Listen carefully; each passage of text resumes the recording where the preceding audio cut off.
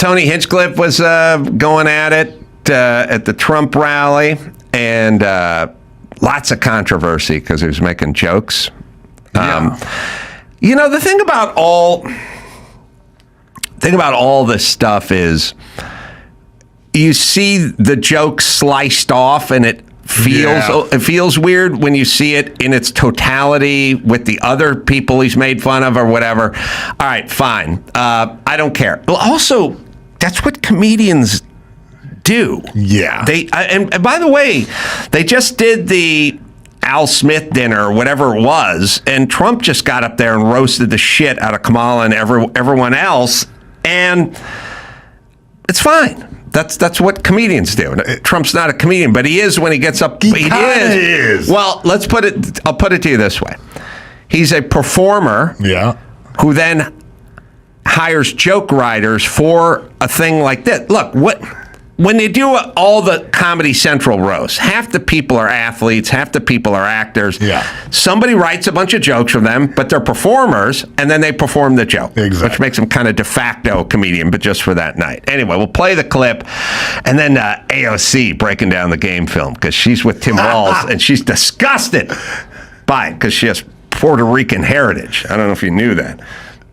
Oh, yeah. Oh, yeah? I knew that. All right. Clip somewhere. Oh, 3, 2, and we're getting it right now.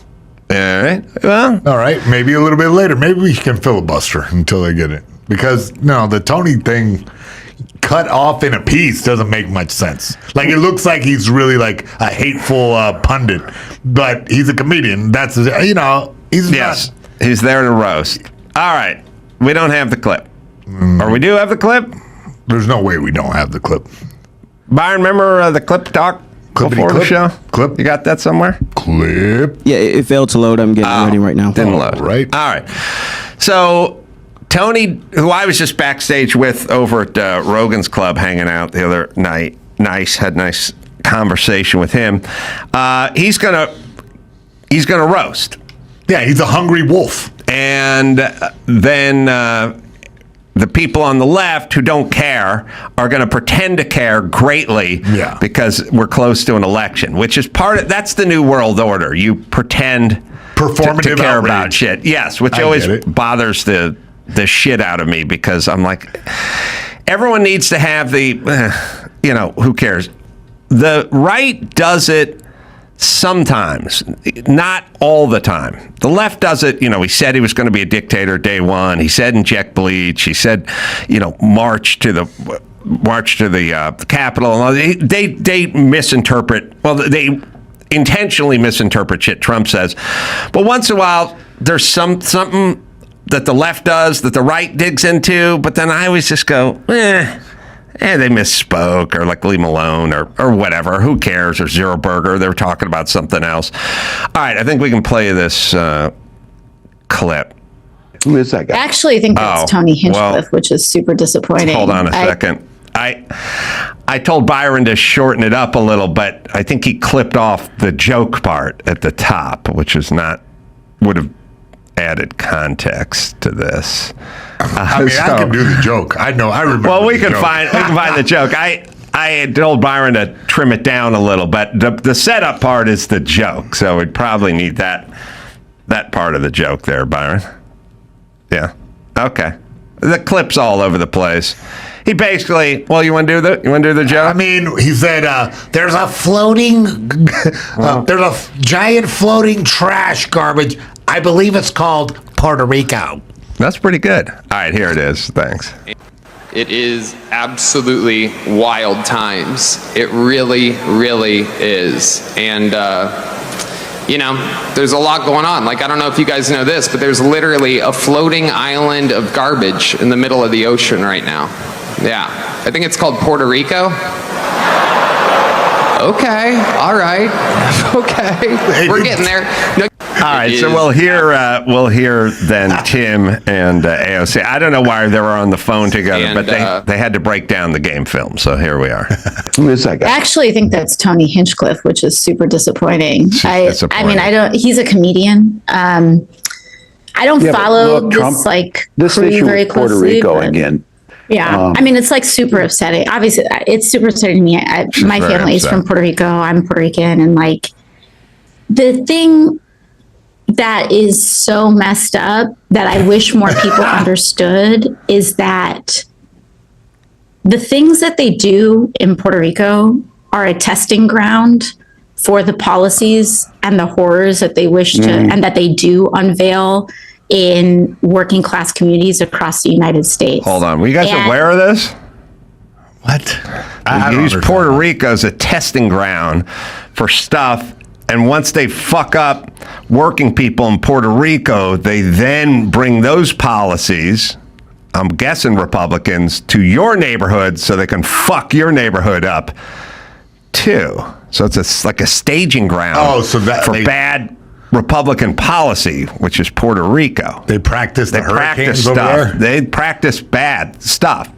Unaware of this policy, but okay.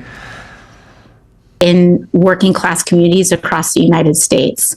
And I need people to understand that when you have some a-hole calling Puerto Rico floating garbage, know that that's what they think about you. That is exactly that's just what they think about you. It's what they think about anyone who makes less money than them. It's what they think about I just rap about, like, I don't know what it is, the Republican thing's like, hey, your waiter, you hate your waiter. Yeah. Because he makes less money than you. First off, I'm so happy that most people make less money than me. That's how I get them to do shit for me. Yeah. If they make more money than you, then they don't bring you your Denver omelet. Yeah. You see how that works? Yeah, I see, yeah. Yeah, you need people that make less money than you, but I don't know why you need to hate them. Yeah. I mean, the joke wasn't that funny, but it wasn't that mean either. It was a joke. Like, no, but also AOC, I've gotten into trouble for multiple outlets because I have said that if she was in her 60s and fat, no one would listen to a fucking word she had to say because she has a 10-cent head. And then everyone looked at me and went, whoa, you can't say that. By the way, whenever they say you can't say that, it means you said something that's true. Yeah. She does this whole thing and she's just, well, we'll listen to the end, but she doesn't say anything. You, it's what they think about anyone who makes less money than them. It's what they think about the people who serve them food in a restaurant. It's what they think about the people who fold their clothes in a store. Yes. Like, yes. dude, right. Are you serious? Like, are you serious? All right, pause it there. Are you serious? Like, dude, seriously? Like, JD Vance hates people that fold clothes. It's like, okay? Like, seriously. I get why they're doing it. Come on, dude. I get why they're doing it. I get why they're doing everything, but they just sound fucking retarded. Yeah. All right, we'll keep playing. Serious? Like, are you serious? I want them to, like, roll that. I want everyone in Philadelphia to see that clip. If you live in Philly, why don't you go and see that Reading? clip? Yes. If you live in Reading, Pennsylvania, which I was there, I was in Reading last week. Reading family, like Otis's siblings? Yeah. Yeah. Look at that trash. Like, what is trash is people actually just thinking of other human beings that way. Are you actually for real? And the thing that gets me. All right, pause it there. I love to watch her brain work in real time. Like, if you think that trash on the island is trash, well then you're like a trash too. And I'll tell you what really she's the play-by-play. He's the color commentator. You know what really gets me?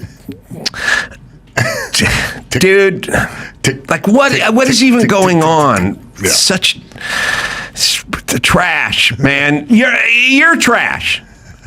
The people from Puerto Rico you're garbage. They're not trash. Oh my with God. Jokes. Like, come on, dude. Yeah. All right, sorry. Go ahead, Dawson. Actually, for real. And the thing that gets me is that these people their entire lives rely on working class people. You know if that? you have someone that's not there to harvest the crops that show up in your grocery store, in your Erewhon or your Whole Foods or wherever it is that you Tony's go such an to elitist eat, with if his you Whole think Food lesser shopping. of working class Americans. I always love it. It's always quietly insulting when they pick out a group like Puerto Ricans and they go, "Who's going to clean your toilets? Who's going to delouse your pubes? Who's going to examine your stool? Who is going to wash and detail your van? Who's going to clean out your garbage disposal and the flue at the restaurant? Just a restaurant. Who's going to flip the burgers? Who's going to wash the dishes?" Like, okay, you're kind of making Puerto Ricans sound dumb. Yeah. Oh my God. Imagine trying that with Jews. Oh, you don't like Jews? Well, who's going to clean your toilets? And who's going to harvest your garbanzo beans? And who's going to drive your trucks? Okay? See, stereotypes always work because the second they don't make sense, if everyone looks at you and goes, "What the fuck are you talking about?" then stereotypes work. They're here for a reason. Yeah. Who's going to do all that? Who's going to wash your semen-filled socks? Okay? Who's going to wipe your elderly dad's ass at the nursing home? Puerto Ricans. After you shoot your snot rocket on the sidewalk, who's going to pressure wash that shit? Who? The Jews? All right, so I like to watch her break down the game film. She was very upset. Her family's from Puerto Rico. I thought they hailed from Retardistan. But it turns out they're from Puerto Rico. So I was unaware you know of what? this. She's stepping up too, by the way. I mean, she's taking away one big part of her game. She's like gained about 20 pounds. I look at athletes for a living. So I can tell you right now she gained about 12 to 14 pounds. Maybe she's eating her feelings. Yep, I believe you're right. Yeah, first of all, you're not going to be surprised. The Pentagon fails seventh audit in a row. Yeah. Unable to fully account for $824 billion budget. $824 billion. Well, so here's the thing. This is my thing to everything all the time, which is you want to get rid of the Department of Education? Yeah. What are you going to do? You're going to get rid of the department? Yeah. First off, we didn't have it for the first 200 years. We were fine. Mm-hmm. Number one, the year it came in, 79, we were number one. Now we're number 24.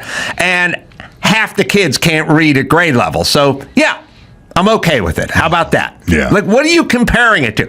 You want Pete Hegseth to take over the military? What are you comparing it to? I know, yeah. Well, there's a couple of wars going out. We got our fucking ass kicked backing out of Afghanistan, and now we got a budget where there's $800 billion we can't account for, or whatever. Like, what? So what are you comparing it to? Yeah. I'm saying, yeah, I'll take something different than this. We've talked about it before, that it seems like anytime that humans are together, a grift comes up. And this is like the ultimate thing. And they have it built into other systems, such as, like, my dad was in the military. They don't keep you at a certain homestead for a good long time, because if you're with all your buddies, you guys might make something up, and then all of a sudden you have a little army within an army, and that's a bad thing. Same thing in prison. They don't let you stay in the same block forever, because then you become really tight friends with people, and then you can make an uprising. Same thing in government. Every once in a while, it seems like we need to hack it all away and then bring up a new, Department of Education. Now let's just get rid of it and make the education department. And it's a new thing. Yeah, my thing is like this. You got a head coach. It's of an NFL team, and he's gone 2-15 for the last 20 seasons. And then I go, how about we get this other guy to be the coach? And I go, he's never been a head coach before. And I go, yeah, okay. Your guy's 2-15. So I'll take a chance on the guy just coached at the college level. Yeah, That's what I'm saying. Yeah. Department of Defense had 28 reporting entities that had standalone audit, and 9 received an unmodified audit opinion, 1 received a qualified opinion, 15 received disclaimers, and 13 opinions remain pending. So it's just a whole process. How can you not have this when you have so much money changing hands?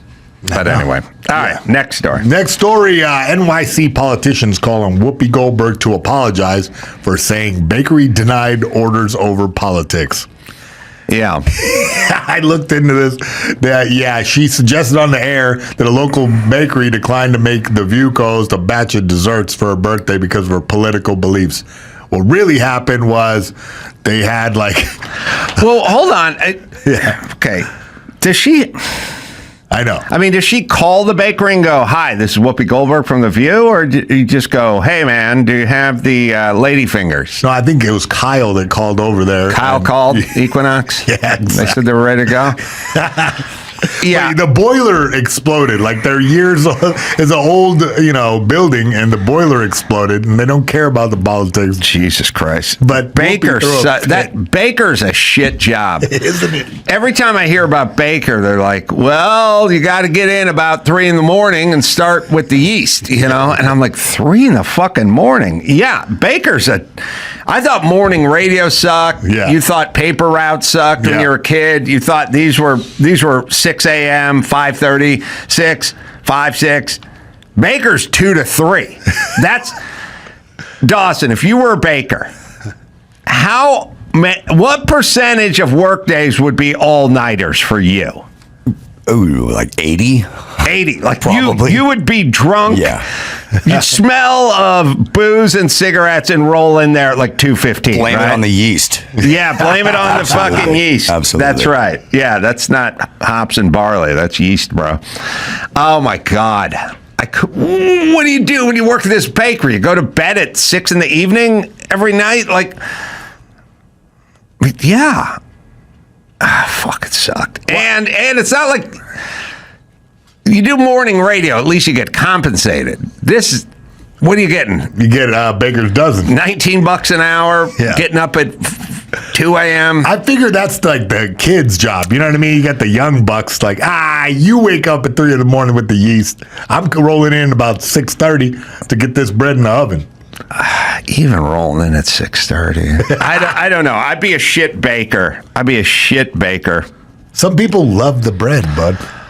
Listen, I would be a shitty baker, but I'd be a shitty butcher too, because I see him with the bandsaw going through the ribs and stuff. But I'd be a kick-ass candlestick maker. The butcher, no good. The baker, no good. But the candlestick maker, I would excel. Yeah. I'd be doing sand castings and pouring. I'd be smelting metals, and making candle, or I could do wood ones on a lathe. Spreading rope for wick. It's just a constant and everyday job. I'm only making the candlesticks. I'm not a candle maker. I get it. You understand? I make candlesticks. I don't do the candles. So I don't do butchers. The butcher. I'd be a bad butcher, because I'd also be a bad butcher when they go in, give me 1 pound of veal, and then you got to figure out how much 1 pound of veal is, and then you'd set it up there, and it'd be 1.3 ounces, and I'd just fucking eat the veal. I wouldn't be like, oh, let me take a small piece off and get it down to 1 pound, But I wouldn't be good with the bandsaw and the guts and the blood and everything. Little turkey carving knife, that. I wouldn't like to slice the deli meat on the wheel and go back a step where you're in the back with just hanging corpses. I'd also eat a lot of the deli meat. You know what I mean? Yep, just straight palm it on. Yeah, and also I feel like it wouldn't be a judgment-free zone for me. I'd be back there, and the guy'd order 1 pound of smoked turkey. And I'd go, oh, okay. And I'd be making him the smoked turkey, and I'd look in his shopping cart, and I'd see what he's got in there, And I'd go, making a turkey sandwich, and he'd go, yeah, I am. And I'd go, you Notice a jar of Dijonnaise in there. Yeah. You think that's good on a turkey sandwich? Yeah. You want to just take some regular mayonnaise and maybe a little, deli-style mustard? No, I like Dijonnaise. Really. It's pretty much just corn syrup, Oh, highfalutin ass mustard. And I notice you got sourdough in there. Yeah. You don't want to go with like a roll or something? No.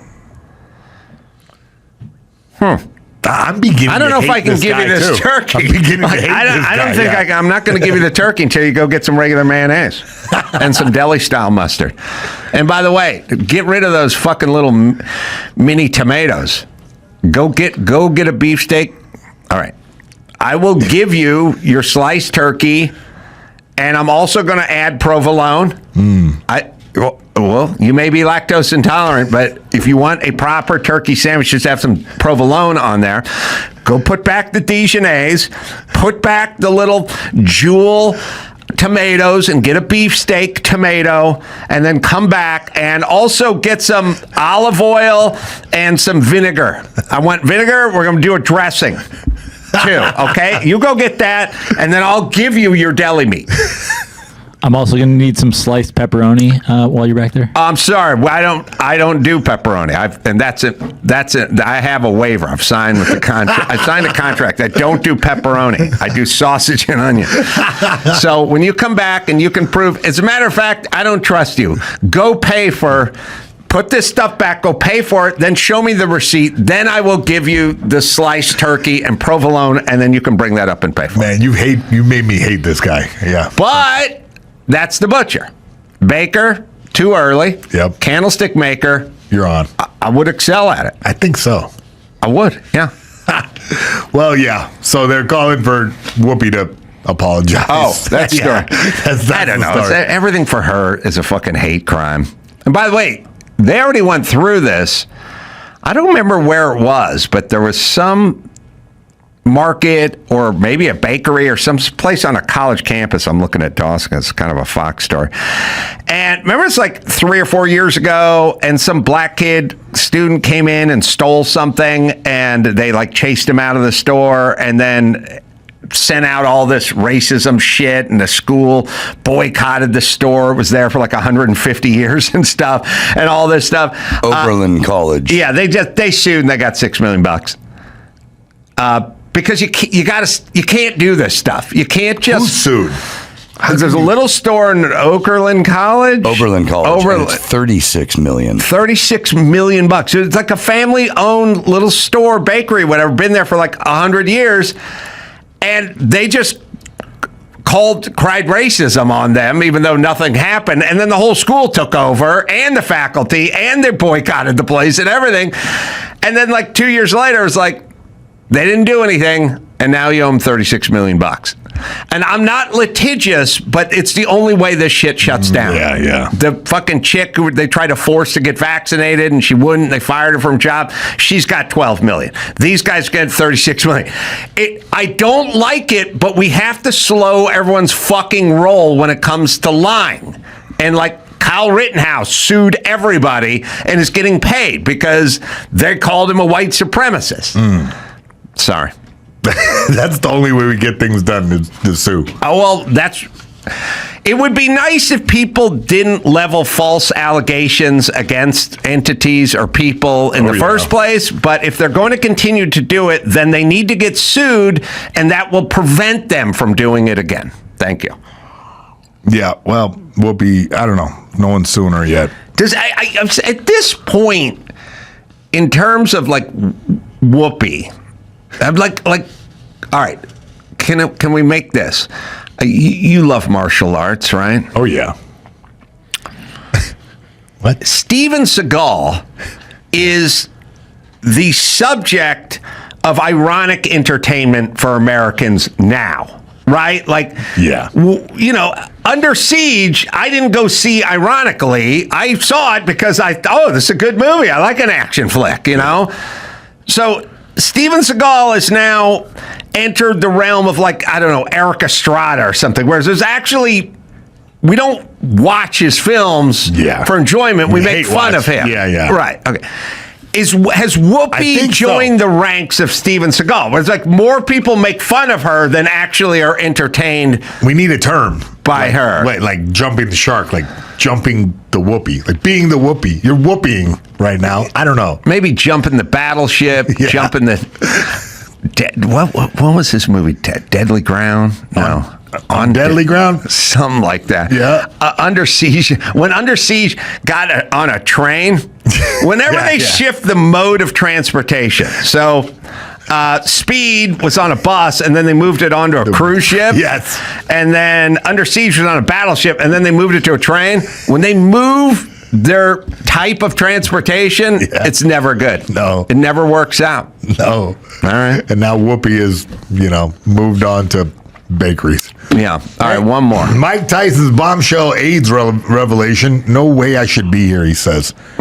Yeah, Mike Tyson says he should never been alive. Apparently, this whole story boils down to he had sex with the girl, and the girl had AIDS. And then him and his friend both had sex with the same girl, and they both died of AIDS. The friend and the girl. Yes. So, yeah.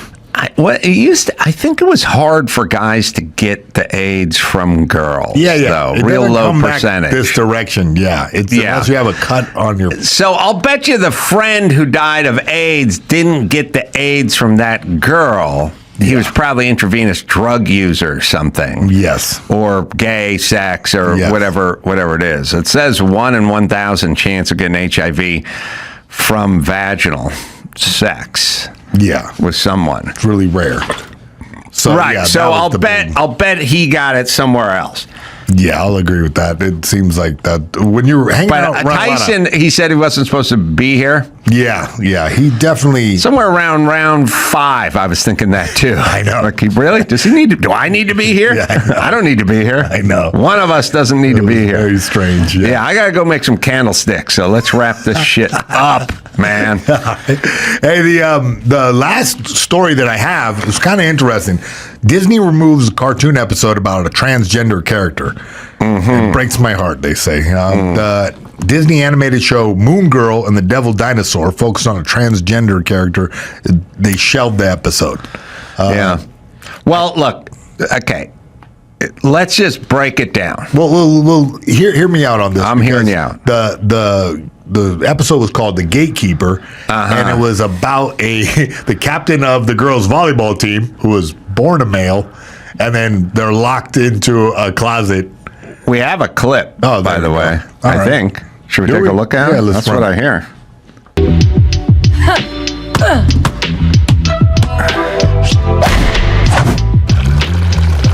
This is beautiful. Orange slices bring me back to my soccer days. Yeah, we've come a long way since 5th grade. They were the only light in the darkness of me having to play on the boys' team. Boys' team? Boys' team. Boys' team. Boys' team. What's going on here? This for kids? Trebek, Yes. word, please. Okay, I'm going to tell you something, and it might shock you. Your team captain used to play on a boys' team.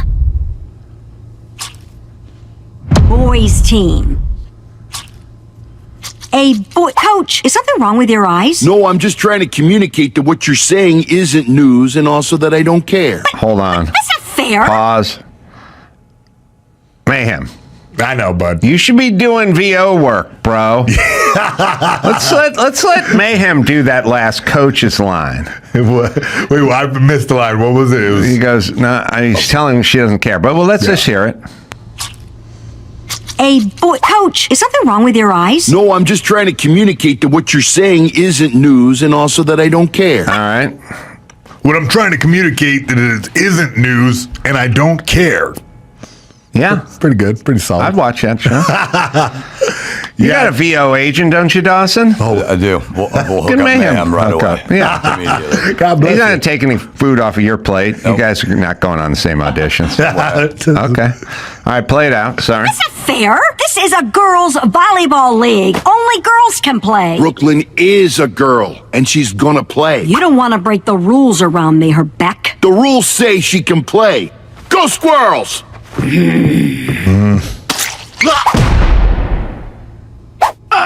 Go Squirrels! You got this, Coach! Oh, I'm so sorry about your coach. Shame you'll need to forfeit. Forfeit? Not a chance. Well, according to Clause So that's a 3.5 in the trans Regional character? Volleyball Constitution, you need a designated coach. Got it covered. Officially designated. Thanks, Lou, but you don't need to take this on. Player coach reporting for duty. It's weird. They have to do Those a are kind of regulation knee pads. Actually got them from the league. for in between prime. voice. What's in this? Water.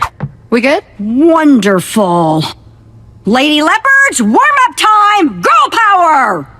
They gotta draw some titties, but not too many, Right? or too much. Like- How's it work? Gynomastia. Yeah. All right. So here's the deal, everyone. Commerce. It's all commerce. Yeah. Everything is money. All money, all the time. And Disney, like every other business, thought there was commerce for going down this road. Disney doesn't give a fuck, just like Coke doesn't give a fuck, just like Taco Bell doesn't give a fuck with all the Pride Month or whatever. You know, whenever Subaru's talking about making their cars with love, or the lesbian couple in the Subaru commercial, or whatever, the mixed marriage, or whatever the fuck it is, no one gives a fuck about anything. They're massive conglomerations. They want commerce. They want money. And a few years ago, because I experienced it, they would say, do not get caught on this side of this subject or that subject because it's going to hurt you. It's going to hurt your bottom line. Trump just had a huge victory. The Republicans got the House and the Senate. He gets the popular vote and the Electoral College, and Gutfeld is the #1 late night show. So now all the people who used to pretend to care about something else. Yeah. Commerce. They want money. And now Disney's getting fucked up. And so they want money. So the stuff they never cared about, they're pretending to care about in the other direction now. Yeah. So they don't give a fuck. Also, there is a thing where everybody who ends up in the arts is a progressive douchebag. There's a handful of guys that aren't, but everyone who gets attracted to the arts and creating and all that. The theater kid syndrome. Yeah.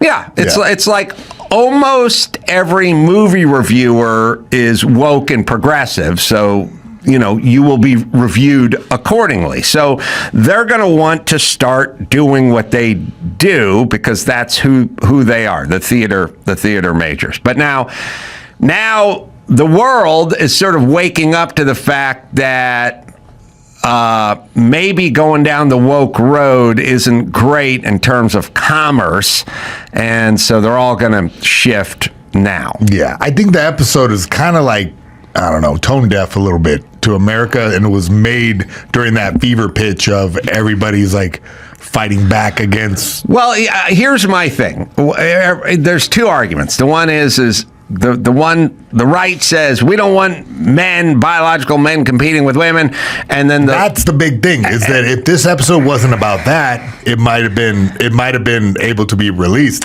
But then the left goes, it's minuscule. It barely happened. Yeah, but all right. If your kid is playing on the opposite team, well, you get stressed look, it's out. the same argument where they go, this illegal migrant killed this chick who was jogging, and then they go, more Americans kill Americans. I go, yeah, I know, but tell to the parents of the chick that was jogging. Exactly. So that's all. It's the same thing. It's like we'd like it to be at zero. Yeah. But it's not a problem that is overwhelming society. But it sucks when it happens to you. One illegal migrant killer is one too many, and one getting a volleyball spiked off their forehead by a chick that used to be a dude 10 minutes ago, that's one too many. Yeah, that's the argument. Yeah, but also, big picture. I know. Kids don't need to know about everything. Yeah. I mean, let them. Here's the deal. You have kids? I got kids. We did the fucking Elf on the Shelf thing 3 years longer than we needed to. They were on to the Elf on the Shelf thing when they were, I don't know, 8.5, and we kept it going till they're juniors in high school. You know what I mean? Because that's what you try to do. Training wheels. Yeah. I don't sit down and talk to my kids about what's going on in Palestine, when they were 9. They're like, try for some Santa. Just try to believe in the Easter Bunny and Santa for as long as you can. And then at some point, you'll get how horrible the world is and how crazy everything is. And I feel the same about anything sexuality. Just leave them be for as long as you can, and then they'll find out. Yeah, I think their strategy was to make trans kids feel more welcome into this world, but it kind of backfired when, they had to shelf this episode and get rid of it. Hey, Adam Richmond Pullman for you. Your job involves assembling a cabinet. Get it on. You can leave us a message at 888-634-1744. Yeah, I think we use that one, Dawson, but it's good. I asked around if anybody had heard it. I'm sorry. That's my bad if we doubled it. That's all right. Not everyone hears every second of the show. But it's good. It's assembling a cabinet because you're shopping at IKEA, or you're Trump assembling your cabinet. It's good. Interesting. All right. What do you got, Mayhem? Man, first of all, Jaguar is dubbed Bud Light 2.0 after releasing a modernist rebranding ad with androgynous models and no cars. Check it out. Super skinny, weird androgynous models of all colors, looking weird. Live vivid, delete ordinary. Dudes in dresses, break molds, although I don't know if he could swing that sledgehammer. It's fucking spindly. And weird, serious copy nothing. Yeah. Probably not put together by a car guy. Mugatu, I think, put this together. Mugatu! Who's that? That's the bad guy from Ben Stiller's movie, classic movie. Yes. Am I being racist, or do I look like the Asian woman in the back? That's the Asian dude. That's me. Yeah. Am I being racist because she looked like me? Yeah, you're racist. And You're talking about Will Ferrell's character. The one in the middle. The girl in the middle. A man, maybe. Yeah, I don't know. So I don't know what we're doing, and sometimes I think we are trolling. Yes, exactly right. Because this getting a lot more eyeballs than a commercial of a white guy just driving a Jaguar. Yes. Around some cones or something. Yeah. You know what I mean? So I'm assuming that's what they're doing, but it's definitely a trend in that it's a metaphor for society. So society used to care about statistics and data and numbers, right? And so we would say but not only that. Well, it's sort of like, so you think about this, Joe. Remember we played that clip yesterday of Sanchez or Lopez or whatever from Texas, basically explaining no one's illegal. Get that ready, because I will tie it into this, which is to say, when in a different period in this country's time, when you were selling a car, you were selling sticker price versus horsepower versus torque versus warranty. You know, you had a rust-proof warranty and a drivetrain warranty and an engine warranty, you know. And so what you're saying is hey, pragmatic people, this car is $17,000 but has more horsepower than the one that's $22,000 and a better warranty, you know, and they would sell it. That's how they sold cars. They go, you could buy this, you know, expensive Mercedes, but our Datsun is more durable and cost half the price. And they were selling numbers, fuel mileage. They would tell you on the commercial, 27 on the highway and 23 in the city. You know, those are estimates. You know, but that's the fuel mileage. Just numbers. Here's the sticker price. We have a lease program where you put 2% down and your payments are $289 a month. Numbers. Then we as a society decided we were done with facts and done with numbers, and we're only into good vibes. Emotion. We're just in emotion. Yeah, I hate that because for the Ivy League school, when they accept students, like the Chinese kids, Asian kids are good with calculus, they have good score, but they want you to be trans and to like, be crazy sorry, and, like, Asians. zero score. But if you are not like diverse, you can't get in. There's enough Asians in the school. Meritocracy versus good vibes. Well, we have figured out that good vibes are where our society was at. Now, we just had an election that said fuck good vibes. Yeah. Because Kamala Harris was trying to get by on good vibes. Mama, she's going to dance and have a good time and bring it all back. But everyone went, fuck that. We're getting back into warranties and we're getting back into sticker price. We're getting back into fuel. Like, we need to get back because the good vibes don't do anything. They fuck everything up. And Subaru was made with love and all this kind of stuff. So car commercials, no more information. Now we don't even see the car.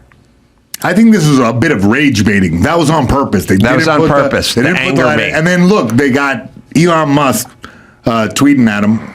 Right. Do you sell cars? Right. So they baited the ultimate guy to get them some more eyeballs. We're talking about him. Everybody's talking about him. I think that was the whole strategy. I just try to piss you off. It may be now. I just remember that Jaguars break down a lot. I thought I would want to fix that, but instead just throw a dress on. All English cars used to have a lot of problems. Electrical, right? Yeah, like mostly. the dogs, right? Like the English dogs, they always have problems, the hip problem, like the cockers. No, what do they have? The English bulldogs. Like the corgi, like English bulldogs got the word English in it. All right, but all right. Look, I'll play you this 30-second clip, but I'm saying this is good vibes versus a plan. It's going to cost a lot of money. Estimates say $88 billion to just process and deport 1 million people. Do the math. How is he going to pay for it? What do you want to happen then to the millions of people that are here? Do you support people who are here illegally that have committed crimes in the past few years? Do you support them being deported? I support treating all of God's children with dignity and respect. Even criminals? Dignity and respect. All right. So that's good vibes, but that's not a plan. And now we're in the good vibes era, although we voted in the plan guy, not the good vibes guy. So now it's going to be a clash of the good vibes versus the plan. And we'll see how that plays out. But the guy's going to try to make a lot of plans, and the good vibers are going to fight with the plan people. And we'll see how that works. All right, what else you got there? Well, a buddy of yours, you need to call and check on him. Jay Leno busted his face in a nasty fall. I did talk to him. Check out his eye patch. Yeah. Yeah. Well, it's not just the eye patch. His face is clearly... probably will look better after the surgery, right? Tell us what he told you. He told me it was a gay trick that got out of hand. Oh, that's rough, man. That's rough. I mean, people say eye patch, but his entire face is black and blue. I mean, he's not known for his looks. He doesn't look worse. It just... Yeah. If he fixes it, he'll probably look better than before. He looks like a funny pirate. If anything, his chin saved him. All right. We'll play the clip, by the way. What on earth happened to Jay Leno? Oh, your poor face. Look at my eye. Oh my gosh. Jay Leno is all bruised up. The left side of his face is black and blue. His eye is swollen shut. And look at his injured wrist. I broke my wrist. Lost the nail on the finger. And then I'm all black and blue. The comedian says he fell down a 60-foot hill. Damn. I said, well, the hill doesn't look that steep. Let me take it down.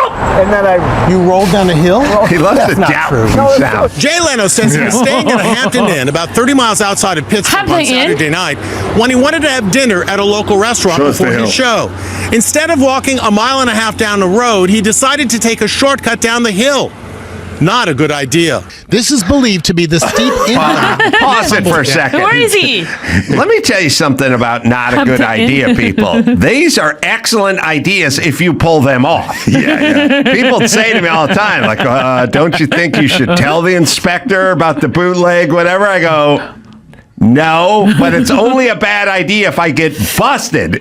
It's a great idea if you make it down the hill and get to the restaurant an hour faster, right? They don't tell that. They go, bad idea. It's like saying, yeah, you got on that airplane that crashed, mayhem. Bad idea. It's like, well, it's only bad because the plane crashed. It was a good fucking idea when you were going to Pittsburgh earlier that week, though, right?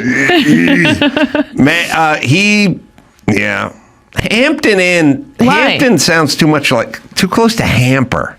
Right? All right, I'm sorry. He fell down the hill. Yeah. Go ahead. I'm just looking at his face. I think, you could get a He ate knocker shit. in there. He ate shit, yeah. Go ahead and play it. Sorry. well, I hit a bunch of rocks. It was 60 feet. Incredibly, the famous workaholic legend performed just 3 hours later without even taking a day off to nurse his injuries. Last night, he was back at it again, performing at a comedy show in Beverly Hills. This is just the latest mishap to afflict Leno in recent years. In November 2022, he was severely burned in a fire inside his garage. I went to the Grossman Burn Center, and I got a new face. That's a brand new ear. Leno needed skin grafts, and there he is undergoing hyperbaric therapy at the world-renowned Grossman Burn Center in Los Angeles. Tomorrow night, he'll perform at Comedy for a Cause in Hermosa Beach to raise money for the Burn Foundation, his thank you for saving his life. Will you be able to see again? It'll be fine. I'm not worried about it. Okay. I love that guy's wiring. Show must go on. Laid back. Oh, they didn't even talk about the motorcycle crash. Yeah, he was in a motorcycle wreck a little while ago. Broke his leg. And he was clotheslined. Yeah. He was on a car with a side hack. You know what a side hack is? What's that? What's a side hack? Side hack's a three-wheeled motorcycle. Oh, yeah. Ugh. Yeah, real popular amongst Nazis. There's always that guy in the side hack. I should buy this for my future boyfriend. Yeah. Tell him he can get in the hack. You know what the guy in the hack is called? What? The monkey. Yeah. Okay. And then he can hang out the side and whatnot to keep the thing going around in the. Oh, when I was a kid, I loved that. I thought that was the coolest thing. I wanted to do that. Three-wheel motor races, the side hack races? Yes, that was badass. Yeah. Jay's guy, Bernard, who's a crazy Swedish guy, races a three-wheel motorcycle and has a side hack. You got to have a monkey. Does he need a monkey? Can I sign up for this? What's kind of weird is his monkey is a dude I went to high school with, and he's a big dude. And so you kind of go, wait a minute, do you want a big dude in that position? Because it's a motorcycle. It's got good power for a motorcycle, but it doesn't have that much. It's a weight to horsepower situation. But also, this guy, Kowski, who was his monkey, that's Bernard's monkey, is a tall, big dude. And so when you hang out over the fender, you got that much more leverage, that much more weight, and that much more where you want it. Because I'm just thinking, is he prepared for the accident? Because a fat guy can be a meat pat. They got into a bad accident. So You're going to get into an accident. The fat guy? So when you're turning left, because I think the hack's on the left. When you're turning left, the guy's hanging off the thing as far out as he can hang to keep that wheel on the ground. And when you're turning right, he's sucked up.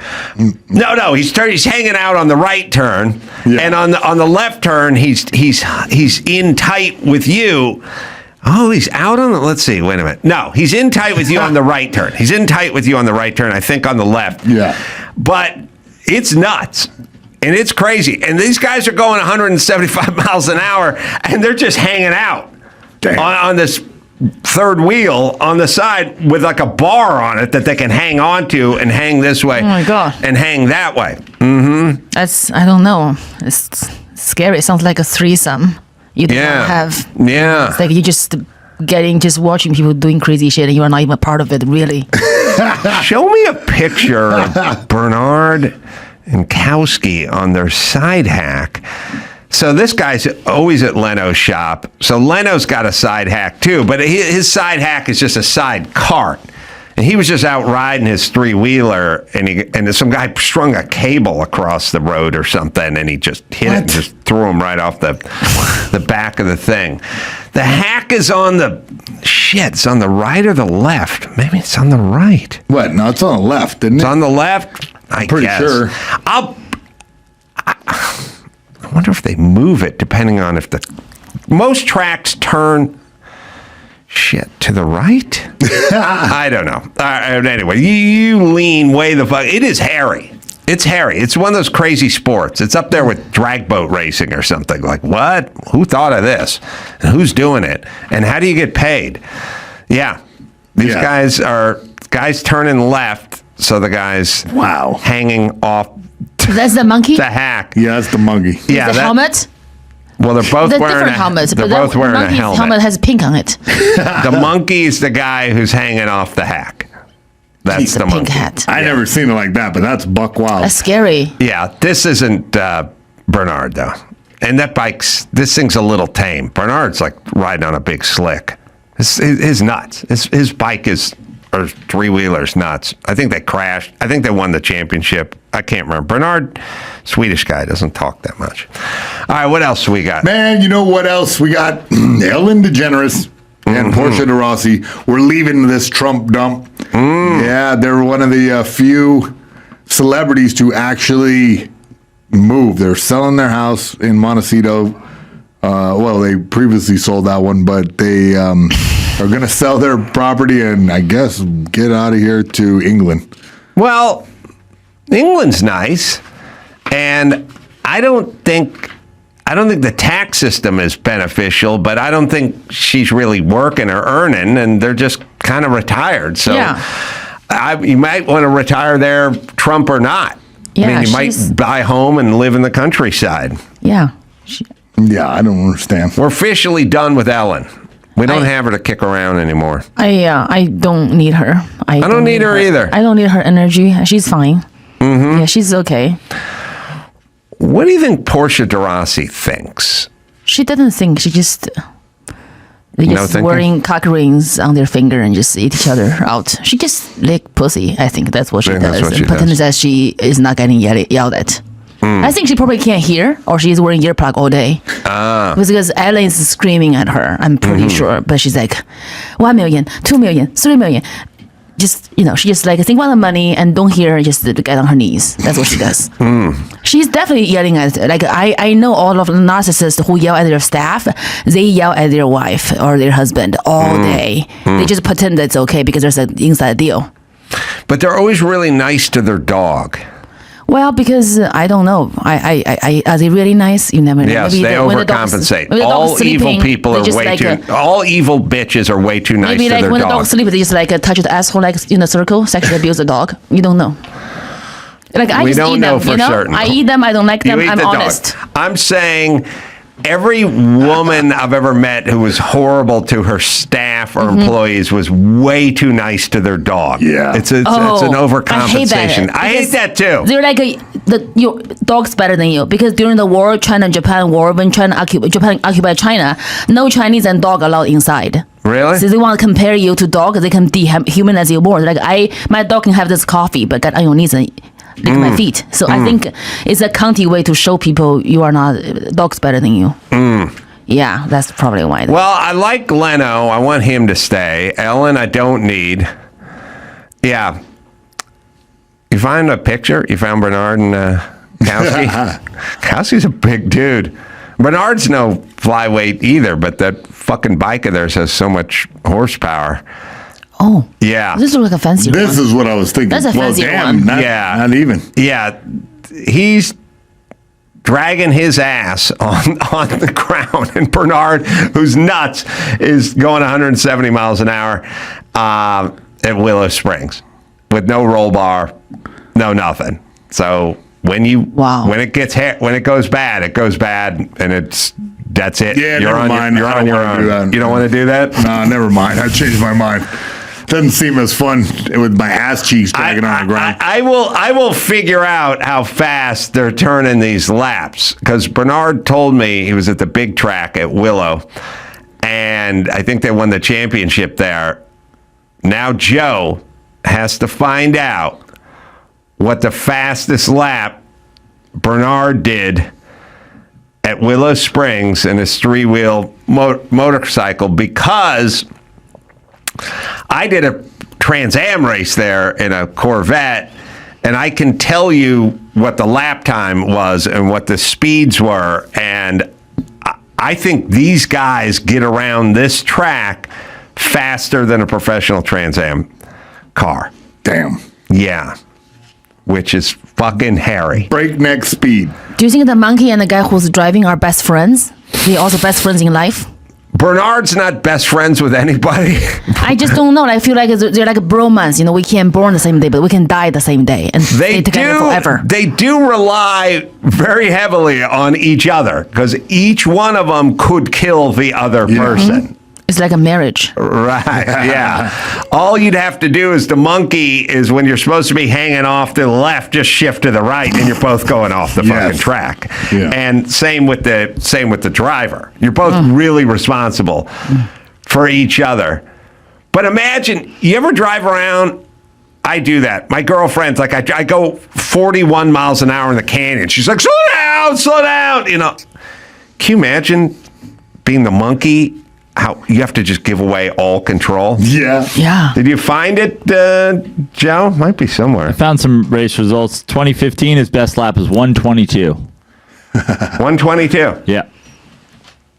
That's Bernard and Kowski, huh?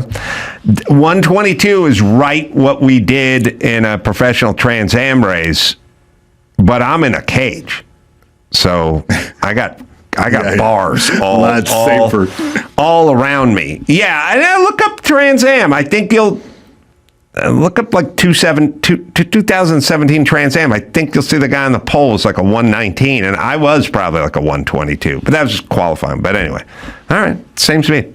And I'm going 160 on that track, so they're going 160 hanging off the side of a shopping cart. Kind of crazy. You don't want underwear. You don't want to do it anymore, do you? I don't want to do it. I don't want. No, I changed my mind. You'd rather get in the cage? I'd rather fight people than that. Jesus Christ. Look, latest on Kim Kardashian. Yeah, she's hands-on with the Tesla bot in a bizarre photo shoot.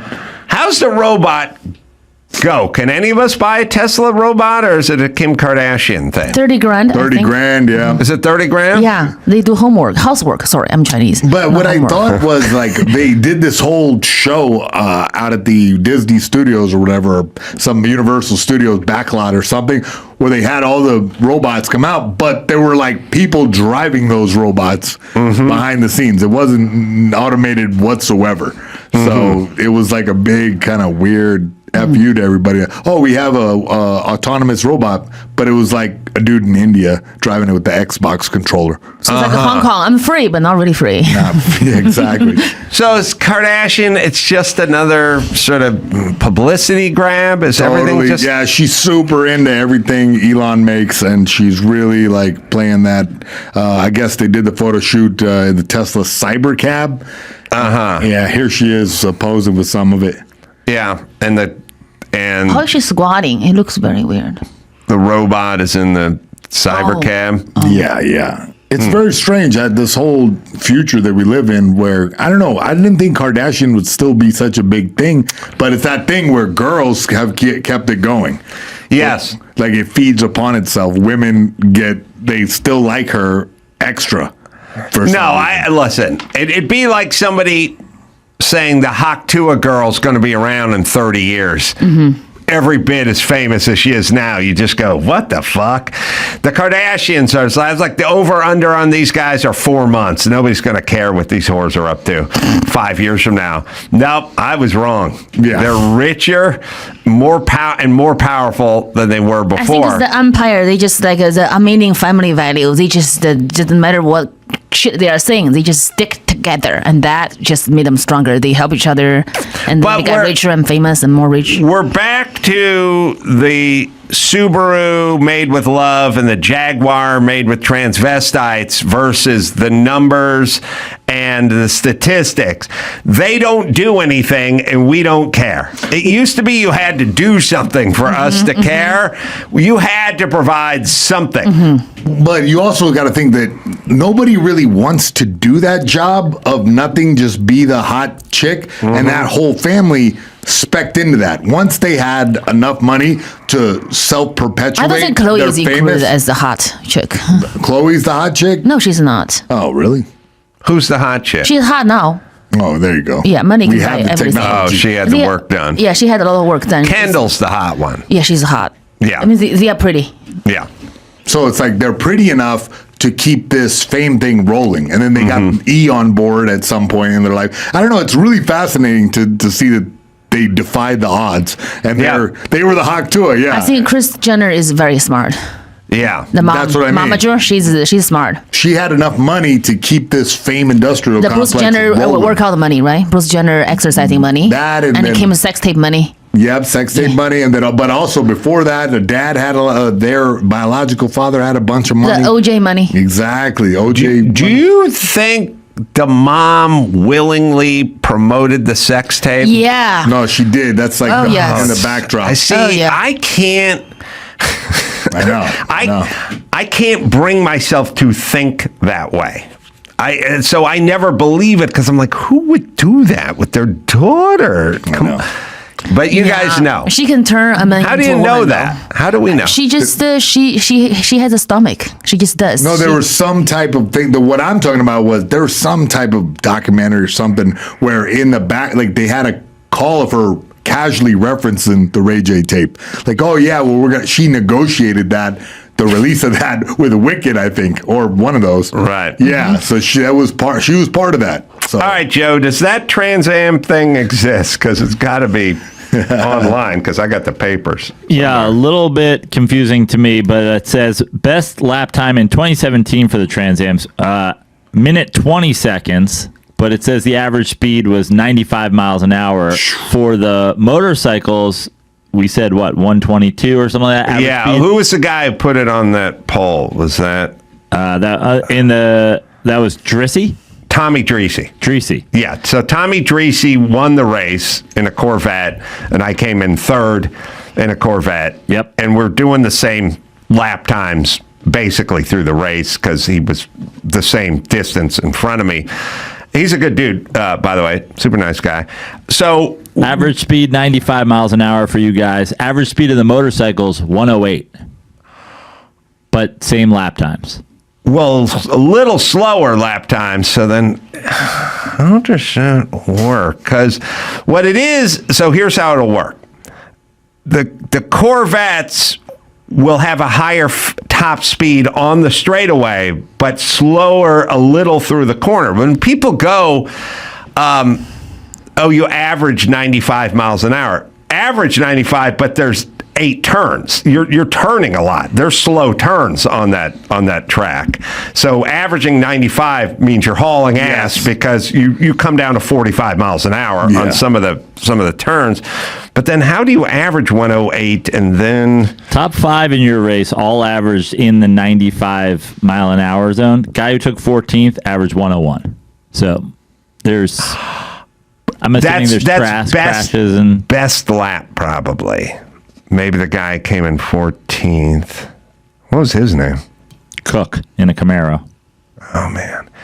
You know the best the guy one is my dad. The guy who came in second in that race. What was that guy's name? That's the guy one is my dad. Wall.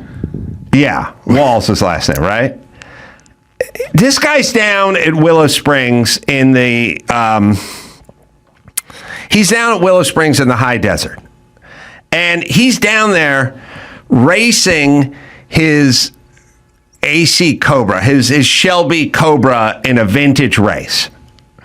And he goes down there and they're doing the vintage race like on a Friday or Thursday, whatever, and then the pro Trans Am race is in the afternoon or whatever it is.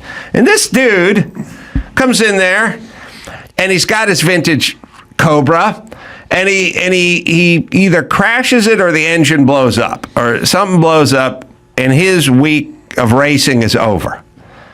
But instead of going home, he walks over to my pit area, big semi truck with the big awning and all the techs and all the scales and all the computers and the engine guys, and it's a big to do. And this guy like walks over and he goes, "Well, you got a backup car here?" I'm driving the main car. And I guess they had a backup car. And he goes, "What's it going to take to get in the backup car for the professional race?" And they're like, $50,000. And he's like, "All right, let's do it." And I'm like, and then he comes in second, one ahead of me and one behind me. Wow. And I'm like, I want this. Can you imagine if this guy was your dad? That's Takes his fucking $1 million Cobra to do a race. The car breaks.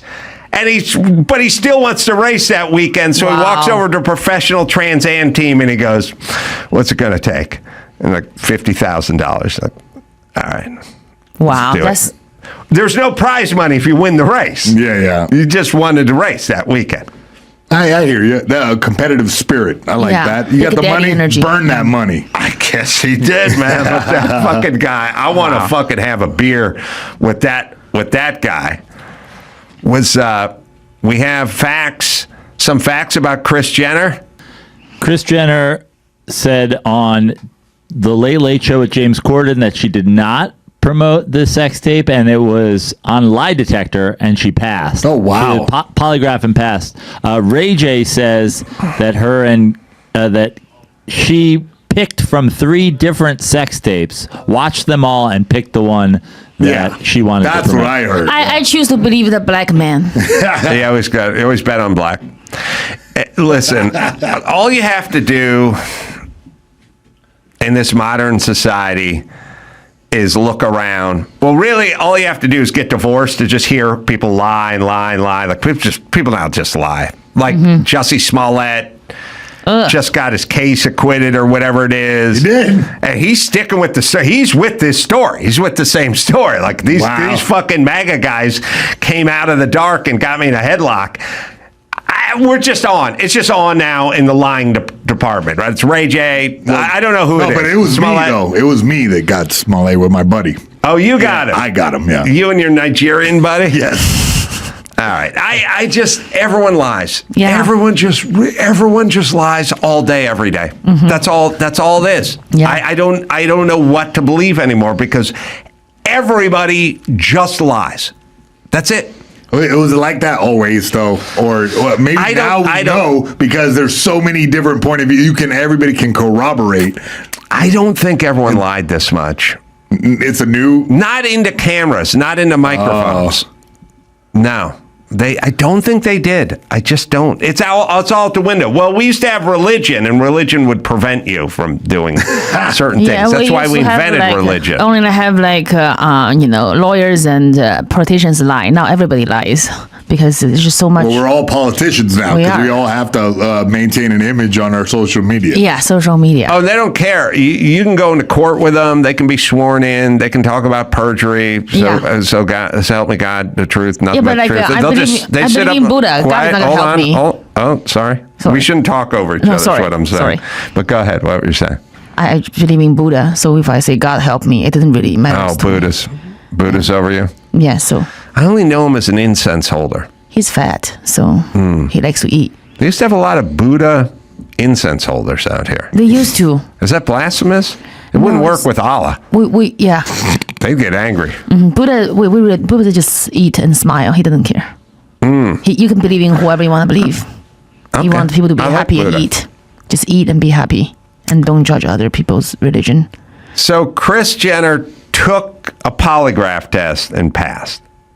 So I would tend to believe her more than Ray J. Or she's just a sociopath. They can pass those real easy.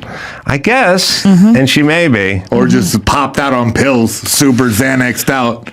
Just completely calm heart rate. I don't know what the batting average is on the lie detector. I think the lie detector is more about, do people agree to take it or not? And when they don't agree to take it, that suggests a certain degree of guilt. Yeah. Because we'd think differently about OJ if he was like, I'll take a lie detector. Yeah, I'll do it live on TV. Let's get it going. Like you'd go, oh, well, maybe he didn't kill his wife then, right? Yeah, get it on. Gobble, gobble. Yeah, I give my recipe. I'll tell you a couple things I'm thankful for. And wish you guys a happy Thanksgiving and share a couple of thoughts with you on this day. First things first, as we always talk about, if you're planning on jogging today, you should jog into the back of a municipal bus, because I don't want to see anyone exercising today. Take a goddamn day off. Just take a day off. I don't care. Even The Rock has cheat days. You know The Rock? That guy? You smell what he's cooking? He's cooking cranberry sauce, biatch. Like when people say biatch instead of bitch. It's clever. You know what I mean? Point is this. Take a cheat day. Today's a cheat day. It's the ultimate cheat day. The God and the Pilgrims and the Nina, the Pinto, and the Santa Maria, all... it's a mandate that you cheat today, and that doesn't involve exercising. So there will be no exercising today. It's a cheat day. You're fine. The Rock can do it. You can do it. Number one. And if you have to exercise, you run in place in your living room. I do not want to see you on the roads today. I'm going out. I'm buying booze and stuffing. I don't want to see you running in place. It's just shaming. It's shaming to me, and I don't want to see it. All right. Now, thankful. What am I thankful for? Well, I'm really thankful for you guys. And I know it sounds like I'm kissing butt here, but you guys have enabled me to do this for a living, which is just something I never thought I could ever do. So, I thought, I'd be on a roof somewhere, swinging a hammer about this time, or maybe I'd have my own small crew of Guatemalans who were super bitter and they didn't like the jefe or the maestro. That would be me. But I didn't think I'd be coming into my own building and sitting in air conditioning and talking to really interesting people and having interesting discussions and exchanging ideas. And I mean, it's really a blessing. Essentially, I sit around all day and I watch TV and I look at X and I listen to the radio, and then I have a little buck slip next to me and I write stuff down on it, and then I come in here and regurgitate it into the microphone with some really great comedians and friends and thinkers, and then I go back home and I rinse and I repeat. And I think that is a blessing, maybe not compared to, I don't know, a couple jobs, maybe fighter pilot, astronaut, professional baseball player, pro quarterback, something like that. But from where I'm from and how I grew up and what my expectations were coming out of high school, that's a big win for me. And again, impossible if people like you do not listen and share.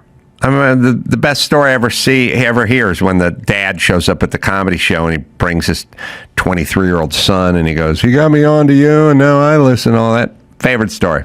Actually, that, and I work and I drive a truck and I like to listen to you because it gets me through the long hauls and the nights. That's the best. Hey, I'm Adam Carolla. That's Brad Williams and Jay Leno. Hey, buddy. Over there, we're doing our 3rd annual comedy fantasy camp.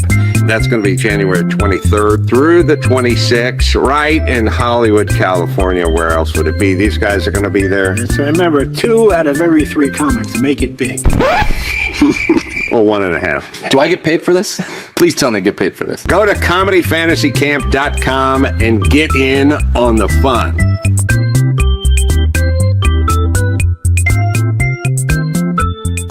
Oh, O'Reilly Auto Parts. They're in the business of keeping your car on the road. They offer friendly, helpful service and parts and knowledge that you need to maintain all the repairs and keep your car running smoothly. I've always been a fan of O'Reilly. I remember when I lived up in La Crescenta in my rented house with all my roommates, and I'd work on my Isuzu Trooper, and then later on my Toyota Supra. And I would go up to the O'Reilly up on Foothill. That's where I got all my know-how and I got all my parts. They've got thousands of parts and accessories in stock, either in the store or online, so you're never in a jam. The team at O'Reilly Auto Parts can test your battery for free, and they'll do it in or out of your car, so you can bring it in or you don't have to pull it out of your car. They'll come out and do it in the parking lot. Need your windshield wipers replaced, brake light fix, quick service? They'll help you find the right part, or they'll point you to the nearest local repair shop for help. So whether you're a car aficionado or you're a novice, you get with O'Reilly Auto Parts. They're knowledgeable, they're helpful, and best of all, they are friendly, and you can do it online or you can go in. Stop by O'Reilly Auto Parts today or visit them at O'ReillyAuto.com/Adam. That's O'ReillyAuto.com/Adam. Hey, Mondo! Well, it's football season. I love it when the weather gets cool and it turns to fall, and I watch the games with the guys and eat the wings and drink the beers. Well, Mondo's the MVP. Clinically proven 72-hour odor control. Perfect for long days at the game or at the bar. I'm wearing mine right now. I did it this morning. Safe for the whole body. Pits, package, feet, everywhere. Totally safe. Clinically proven to control odor better than a shower with soap alone. So you use the soap, you do the shower, but you got to control the funk. When you're out and about, available 3 ways: invisible spray, solid stick, that's what I used this morning, and invisible cream, and 4 cologne quality scents: Bourbon Leather, Mount Fuji, Pro Sport, Clover Woods. Oh yeah, I used the Bourbon Leather this morning. Special offer: new customers get $5 off a starter pack. That's what I opened this morning. With my exclusive code link, use Adam at shopmando.com. That is shopmando.com. And stop the funk, right, Dawson? Mando's starter pack is perfect for new customers or as last-minute stocking stuffers. It comes with a solid stick deodorant, cream tube deodorant, 2 free products of your choice, like mini body wash and deodorant wipes, and free shipping. New customers get $5 off a starter pack with our exclusive code. That's over 40% off your starter pack. Use code ADAM at shopmando.com, shopmando.com. Please support our show and tell them we sent you. Don't let BO keep you on the bench. Smell better naked with Mando. Public Rec. Love these guys. Wearing their, I don't want to call them sweatpants. I don't know what they're sweatpants that look like nice dress pants. Very comfortable. I'll show you in a second. Anyway, the nice stuff, the nice pants, they're uncomfortable. Traditionally. Fabric, squeezing the family jewels. You want to stay comfy. You want to look classy all season. Public Recs. Daymaker pants. Here they are. I'm holding them up. That's the leg. By the way, if you look in the back of them, it's the size. It doesn't say large or extra large or jumbo or long or anything. It's 36, 34. Should be a 34, but, coming into the holidays, always a little extra eating going on. Anyway, they feel like sweats. They look like tailored pants, super stretchy. They got pockets on the side with zippers on them so your wallet and phone don't fall out when you get in the back of the Uber. And you can wear them anywhere. I've been wearing mine a couple days in a row. So you want to give the gift of comfort this holiday season? Go with Public Recs Daymaker pants. Beautiful. Big holiday sale. 20% off your entire order at publicrec.com. Support the show and tell them I sent you, and be comfy.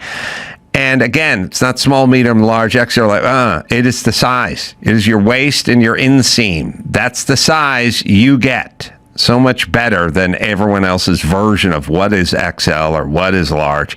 Now, you give them your size. 10 unique colors, including navy, dark olive, and stone gray. It's public rec, right, Dawson? Stop suffering in regular pants and give the gift of comfort this holiday season. For a limited time only, our listeners get 20% off when you use code ACS at checkout. That's right, 20% off with the code ACS at publicrec.com. After you purchase, they'll ask you where you heard about them. Please support our show and tell them we sent you. Say goodbye to pants that put up a fight, because when comfort meets style, you've found Public Rec. All right, so the recipe, you're going to need a sack of cranberries. Easy. I don't know. I don't even feel like cranberry. I don't think they charge you for cranberries. I think they're ostensibly free. I don't even know what a sack of cranberries costs, but it's nothing. It's nothing. It's a 12-ounce sack of cranberries. Cup of water, free. And then the sugar. Well, you start off with half a cup, and you can move it up depending on what your taste is. You rinse the cranberries, bring the water to a boil, at least the cup that you've thrown in the pot, saucepan. Throw in a half cup of sugar, stir it, let it emulsify and disintegrate there inside the water. And then you add the cranberries and you cover. I mean, it is really the same amount of effort as making Eggo frozen waffles. Really. Like, for those of you who say, I don't want another thing to cook. Really? Couldn't handle Eggo frozen waffles? Like, if you really think about it, you got to take the Eggos out of the freezer, got to put them in the toaster, get the butter out, get the syrup out, spread the butter somehow on a waffle, even though they've made it impossible. They've designed it not to accommodate butter, not gracefully at least. Either way, this is nothing. Put the lid on, put it on low, simmer it, walk away. It's done. 5 to 10 minutes, fresh cranberries. And people say, well, I like the canned version. Well, first off, a pox on you who like the canned version of anything, number one. That's a white trash move right there. I like the canned version of it. Doesn't matter what it is. If you like the canned version of it, there's something wrong with you. I like the Kraft macaroni and cheese version of No, there's something wrong with you. You're stupid. Fresh, it's better. But secondly, symbolically, nobody should ever reach for a can opener during Thanksgiving. There's 2 things you shouldn't do in Thanksgiving. No, 3 things. First thing, you shouldn't exercise. Second thing you shouldn't do is burn any calories turning a can opener. And then the third thing you shouldn't do is not drink, even though that sounds like a double negative. And maybe it is. But you should not drink, and you should not exercise, and you should never touch a can opener during Thanksgiving. I would hide them if I were you, just in case you drink too much and want to reach for a can opener. So you put that all in a saucepan, which is really a pot, even though it's called a saucepan. I don't think they call it a sauce pot. And it's done. It's done in 5 minutes. You can say you made it for yourself, and you made it yourself to the folks that show up to your Thanksgiving and hate you because you voted for Trump. And it's even a little bit warm. And I got to tell you, cold cranberry sauce does not help. A little warmer than room temperature. It's good. Everything tastes better. The flavor comes out when it's a little bit warm. So you just cook it on the pot, and you put it on the side, and it cools down, but it gets a little warmer than room, and there you go. All right. So I want to thank you for another year of letting me do what I want to do for a living, and I can only do that because of you.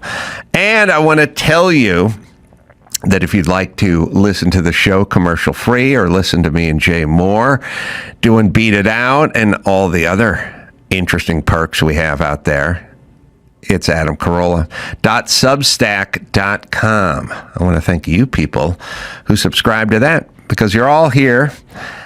And the reason you're here is so that I don't have to get a real job. Thank you. Enjoy your Thanksgiving. And mahalo. Rampage Jackson and Mayhem Miller. Two of the most pedestrian last names with the greatest first names put together. I should say there's a F3 energy drink. I was just talking about F1. That's Rampage's company. And where do we go to sample this energy drink? Well, you can go to f3energy.com, and Amazon should have some more left in stock. What's good about it? Well, the best thing about this energy drink is a healthier version for energy, and the caffeine is made from green tea extract, so you don't get all jittery and stuff like that. And it tastes, for a healthy drink, it tastes great.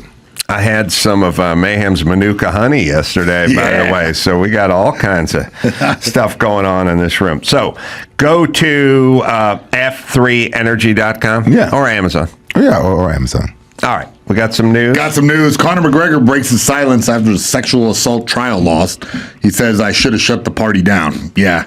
It's a wild one if you've been following this. Conor McGregor, he lost this case on Friday, found liable after a jury in Dublin, Ireland, determined he sexually assaulted Nikita Han in a hotel penthouse over a night of heavy partying. The long and short of it is everybody was doing drugs and getting wasted, and she did not like what happened at that party. And even though there was no criminal culpability, there was a civil case, and he got found liable.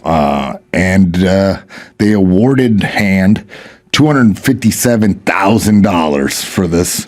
That's not a lot by these kinds of standards. You know what I mean? Yeah. That just doesn't feel like that much. He expressed regret, but not to the victim, to his wife. He 6 years ago, I should have never responded to the outreaches. I should have shut the party down. I should have never stepped out on the woman I love most in the world. That's on me. As much as I regret it, everything that happened that night was consensual, he says, and all witnesses present swore to that under oath. I have instructed my legal team to appeal the decision. I can't go back, and I'll move forward. I am beyond grateful to my family, friends, and supporters all over the world who have stayed by my side. That's it. No more. Getting back to the gym. The fight game awaits. What do you guys think? Like, on one hand, women do not like it when the guy steps out, right? Right. But they're more tolerant of it from a societal standpoint. Like, for instance, we do have a little bit of a double standard. Like, nobody likes to think about their woman with another man. Women historically are can look the other way. You know, I mean, the physical part isn't what it is for us, right? Right. So you don't like it, but you can kind of get your mind around it. Someone's being physical with your man, and your man's being physical with someone else. But in return, you're probably going to get your way for the next 5 years. You know what I mean? Yeah. Shopping sprees is depending on how successful your man is. But this is my look on. This is my look. But I'm saying even the little stuff, like she goes, let's go out to dinner tonight. I'm in the mood for Mexican. And you go, I was kind of thinking about Italian. And they go, really? Really want to start arguing about something? And I go, no. From a drone attack. Yeah, let's do Mexican. You're right, hon. Let's do Mexican. Yeah. Yeah, you're right. It is, you're going to get your way for, I would say, 2 to 7 years. Right? He has a good point. He does, And all your guy did was fuck some chick one night. He don't even remember it. You know what I mean? Yeah. That's pretty good. That's a good trade-off. Yeah, he has a point. But what he said is women they look the other way more than men. So hear me out. Think about it. Most relationships, who's like doing most of the providing? The man, right? And he's doing most of the providing. Say even if you go 50-50, a lot of women don't like going 50-50. So say you're in a relationship with your wife and you're paying all the bills and you're doing all this stuff. Excuse me. And she goes smash somebody else.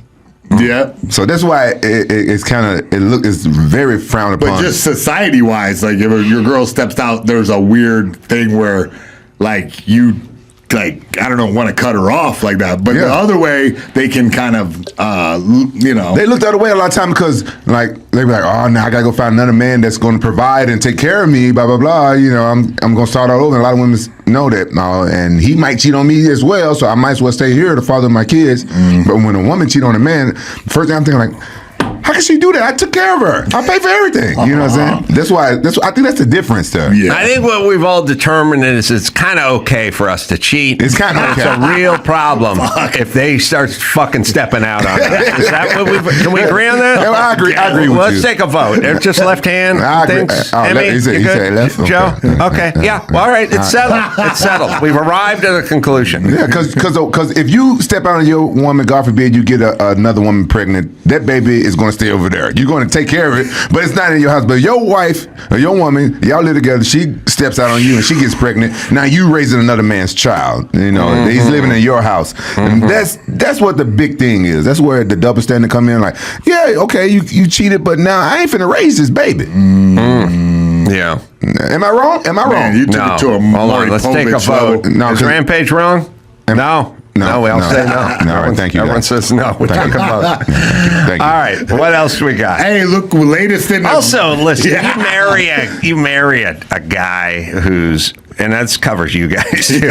Mixed martial arts guy, makes his living in a cage, multi-millionaire in Conor's situation for sure. There's things that come along with that. You could marry a guy who drives a UPS truck. Yeah. You Yeah. could, but other things, not so many perks. Yeah, exactly. You know what I mean? Yeah. And also, when the rich guy gets caught cheating, you can go on a shopping spree. Yeah. Right. If my mom caught my dad cheating, she still couldn't go on a shopping spree because he didn't have any fucking money. You know what I mean? Maybe Walmart. Just Go tone it to down. Walmart, go to the kids section, get yourself for something under $9.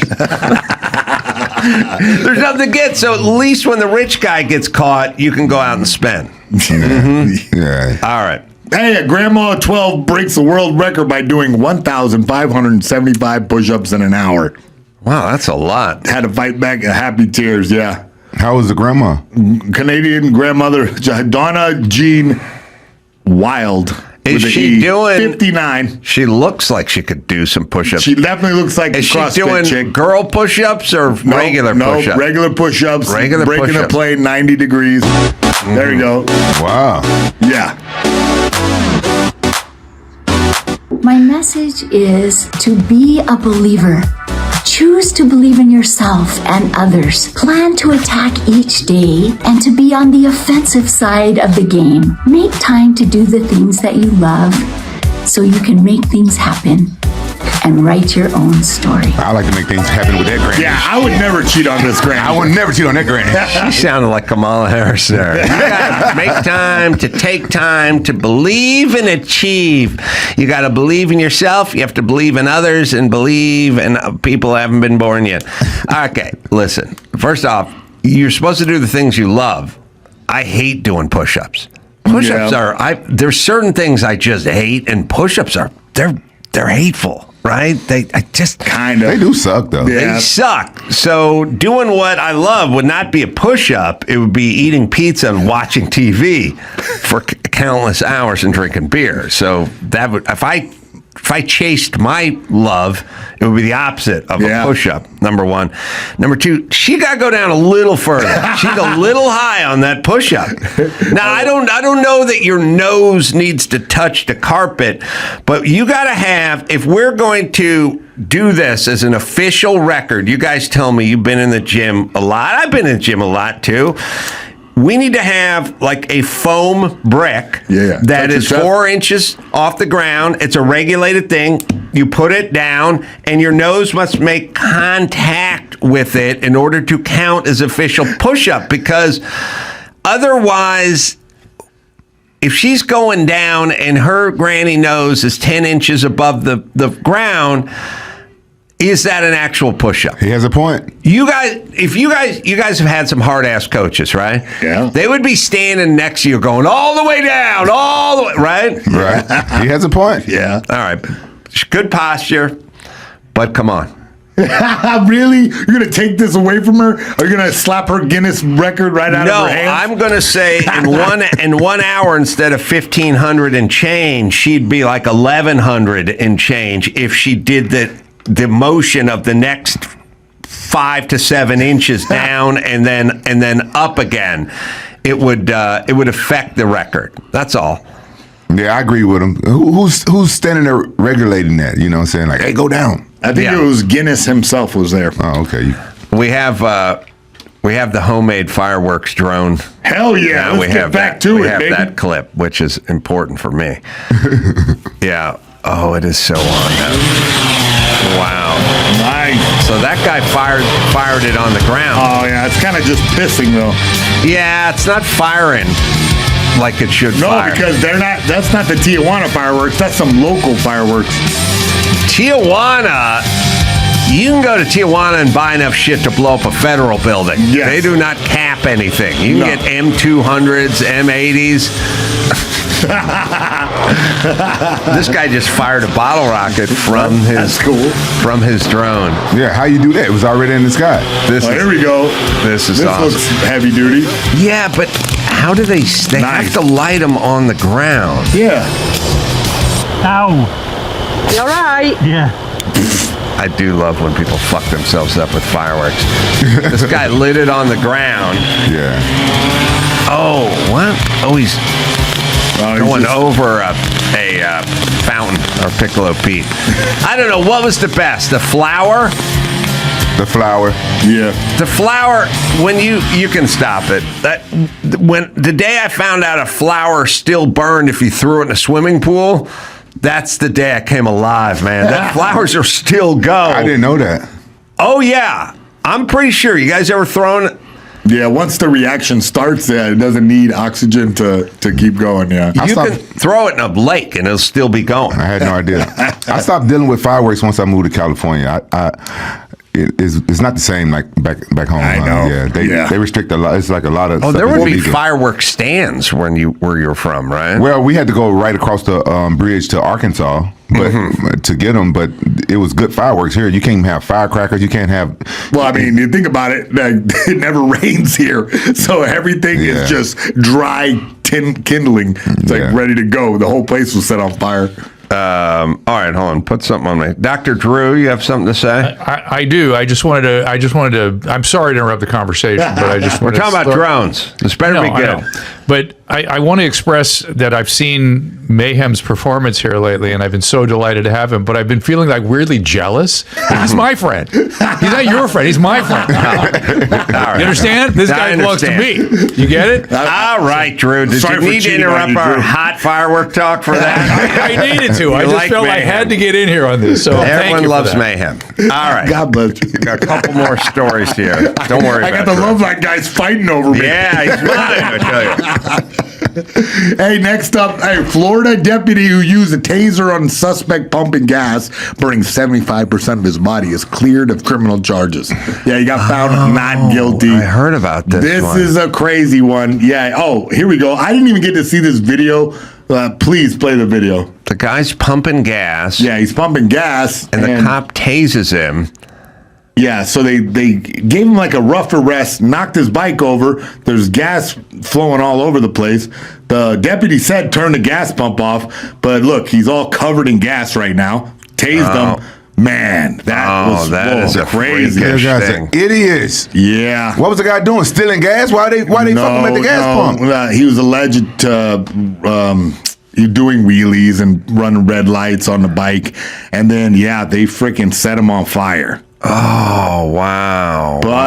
But the jury found him not guilty. So it was a strange thing where, because I guess it was blurry. I didn't see the whole trial, but it was kind of blurry that who fired the taser. The prosecutors in the case said that Crawford, this cop, raised the taser, fired the weapon, and ignited him. But I guess his defense was that he didn't even set the taser on him. He threw the taser to the side. Oh, and it went off? And it went off. Yeah. He tossed it. He said that he was asked that if you remember the taser going off in his hand, or after he tossed it, the deputy simply replied, I have no memory of turning the safety off. So during this scuffle, his taser flew to the side and lit the whole place on fire. Well, he turned the safety off because he was going to use it. Yes. And then who knows what. I don't know. Does this fall under act of God? When shit's almost like getting hit by lightning? I don't think so. I mean, because if you mix gas and a taser, I mean, that's a recipe for disaster. And God didn't have nothing to do with it. I think it was the police that had something to do with it.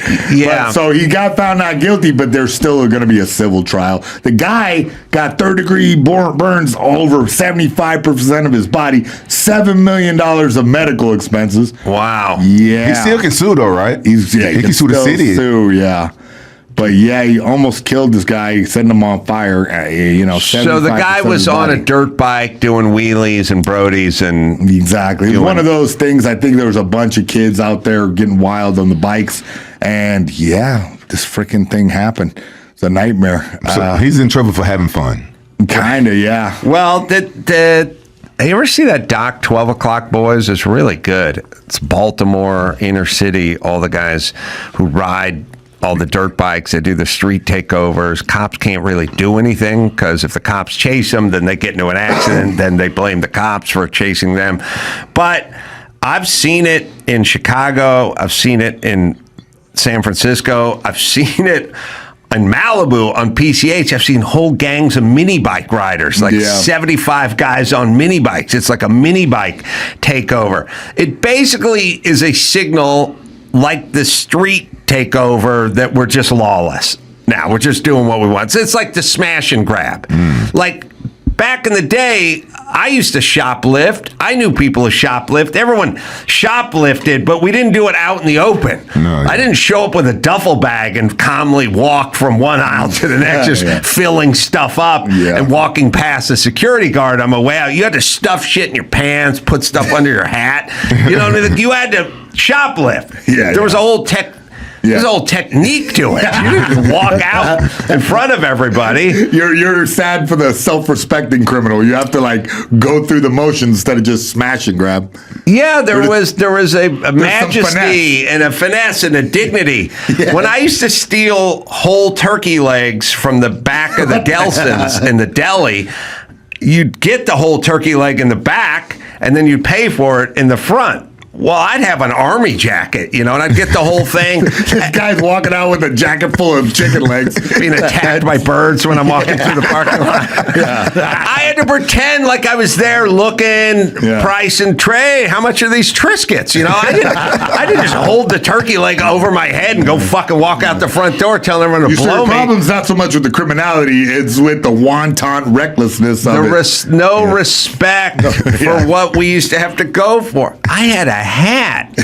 I used to put the candy bar in my hat and then put the hat on and walk out of the 7-Eleven. I didn't just hold a handful of it and go walking out in front of the guy. But there wasn't as many cameras back then for you. Like now, they don't care. They just but back then you could do that. But now the cameras would catch you. In 12 O'Clock Boys, these guys in Baltimore, it's a good doc. The cops roll up.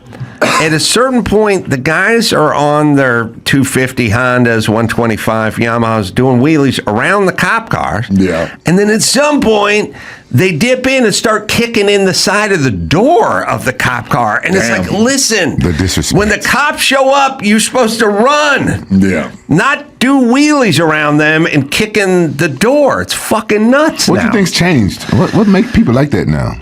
We have basically said a couple things. The cops cannot put their hands on you. We're going to sue the cops. In this doc, there was one instance where a cop chased one of the guys. And one of the guys was like a less experienced 12 O'Clock boy. And he was on, first off, the motorcycle they stole. It's not like they went down to the Honda dealership and bought that. They stole the motorcycle. They're doing wheelies. They're on four-wheelers and quads and three-wheelers. They're just taking over the whole town. But at some point, the cop chased a less experienced guy who's up on the sidewalk, cutting through the alley, going through the intersection.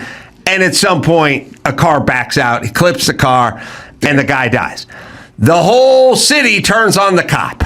Yeah. And they're like, they're riding in the street. They want the cop's badge and all that kind of shit. And it's like, all right, well, now we know who's in charge. And it ain't the cops. The cops are going to get into trouble if they do anything. I mean, first, it starts with bad politicians and bad DAs and bad everything. And then at some point, cops don't even want to get out of their car anymore. Why would you even try at this point? Yeah. It's not even worth it. Just stay in your car. So anyway, here we are. Lawless. Sodom and Gomorrah. Street takeovers. I think I'm trying to break it down by race. I think we got the street takeover Brody and the intersection guys. Those are the Hispanic guys in LA, right? It does look pretty fun. It does look fun. The mini bike guys are the Hispanic guys. Are they? Yeah, weirdly. ATV and dirt bike dudes. Those are black guys. Those are black guys. Whitey, I think we got some outliers. Trucks. We like to take the trucks and we we'll just go and mud around the local. Yeah. That's fun. Four wheels. Fun as hell, That's fun. Yeah. Yeah, but that's not causing any trouble. I mean, a lot of this, a lot of the trouble gets caused. I think the defense to that whole thing is that, okay, these guys are doing burnouts and taking over the intersection, whatever. They're not really hurting much. Maybe they'll hurt each other. They're blocking traffic. They're blocking traffic. Yeah. Okay. I got caught in that one time. It's annoying. It's annoying to be on the other end. Yeah, it sucks, yeah. But the cops rev it up so that it's a kind of dangerous situation to now it's life or death. No, it is dangerous though, man. Have you seen them? Those guys doing the donuts and the fat girl out there trying to videotape. How come the fat girl always gets smacked? Man, poor girl. Because she's got the push. But she can take a bumper. You know what I mean? Yeah. Waif model cannot take a bumper. Yeah. Fat chick can take a bumper, bounce right off. Yeah. No harm, no foul. Now a little more damage to the car. Oh yeah, that's an issue. Yeah, that could be a big issue. That's a fender. Yeah, it is. It is nuts. It is the beginning. But it's the beginning of the end. Is the way I look at it. I figure drones will take care of that. Corey Holcomb, he's not sorry for only dating women in poverty. They're practical people. Yeah. Who's Corey Holcomb? I guess a comedian. I thought he does this thing that his joke was. I mean, I guess it's not a joke because he was on there with TMZ talking about it. Well, why is everyone pissed at everything all the time? I know, yeah, it's dating. Strange. First off, you should date poor people. They get to go out to a nice meal, on occasion, and get some stuff that they don't normally get. Yeah, stay at a nice hotel when you travel. Make them feel good. Yeah, and also, they probably appreciate it a little more, and be a little more, thankful. I'll tell you what, my first time taking my cousin to Hawaii, I don't know if you ever met him. He's from Memphis. I grew up with him. He'd never been anywhere. What's his name? His name was Montana. I don't know if you ever met him. I met him one time. Montana. Yeah. I remember. I took him to Hawaii for the first time, and we went out nightlife eating. He'd never done it. Went on the ocean, ride jet skis and stuff like that. But he chose to meet a homeless girl and bring her home to the hotel and give her a bath and have sex with her. That's what he chose. That's what he chose. Yeah, he chose the homeless girl, and I was against it, but he told me, cuz she needed some food. I ordered her some room service. I gave her a bath, and she was beautiful up under all that dirt, and she was very happy and that I did this for her. Then I fucked the shit out of her. Wow, bless her heart. That's quite a bonding experience you had. Yeah, that's wonderful. He thought he did a really good deed. Or he just wanted to get laid for free. I paid for the food, the room service, and all that shit. Yeah, it was free for him. Yeah, that Hellcat's got over 1,000 horsepower. Yeah, Hellcat's the only one I've seen get away from the cops consistently. Really? Oh, yeah. Big fan of police chases. I love a police chase. Don't we all? You see one the other day where the SUV got off and hit the pylon on the overpass and the person died? Ooh, missed it. You said you're a fan of police chases. I didn't say I was a connoisseur. Oh, wait. I'm more a casual. I don't know why, and I don't know how X works or Twitter works, but every time I turned on Twitter the other day, it was a gray SUV running from the cops, dropped a couple of wheels in the dirt. As a guy who races cars, I know what it's like to drop a couple of wheels in the dirt. Oh, yeah. It's when you get off, you get a little bit off the racing line. I played Mario Kart. You will drop wheels, and when you drop it onto the dirt, now it's tough. Well, I'll show it to you then if you love it. But the person bought the farm. Oh, rest in peace. Yeah. Yeah, they were going Ford gray Honda CRV.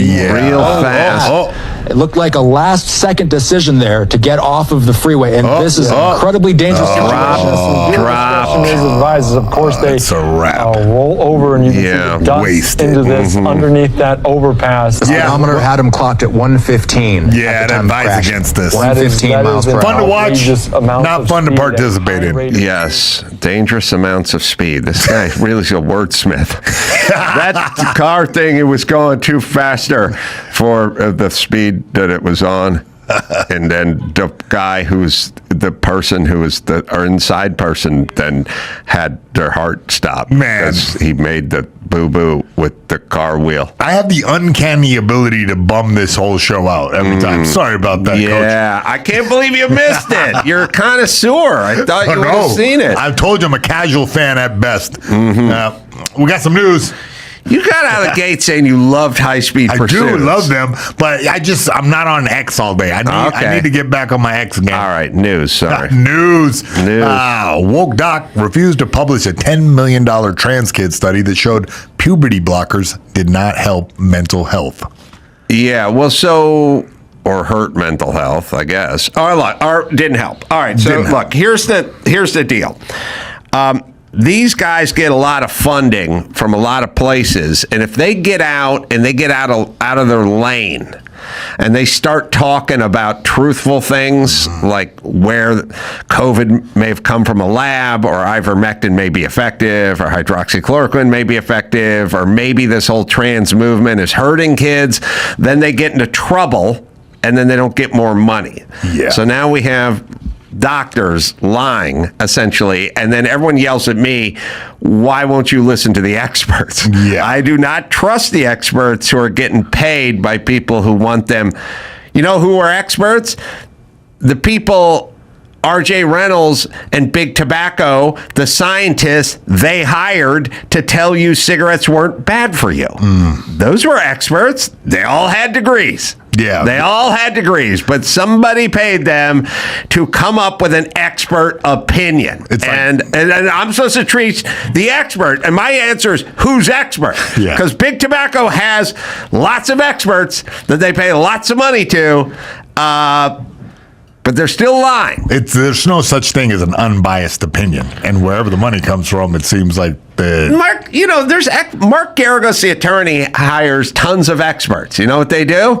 He pays them to say, and they say shit that he wants them to say. Yeah. That's how his experts work. And then the other side has experts, and they say shit that they're paid to say as experts. Yeah, the crux of the study is that after 2 years, the kids didn't have any improvement in their state of mental health. Well, this thing, first off, these people always have these great adages, and they're great. They work. Like they go, in terms of your son wants to transition into your daughter, right? And then so what they do is they go, would you rather have a living daughter or a dead son? And everyone goes, oh, yeah, wow, yeah, true, right. Because if he keeps his cock, he's going to kill himself, right? Yeah. I'm the opposite. Yeah. You steal my cock. That's when I start thinking about suicide. Have you ever had a trans person in here and talked to him? I'm saying, you steal my cock.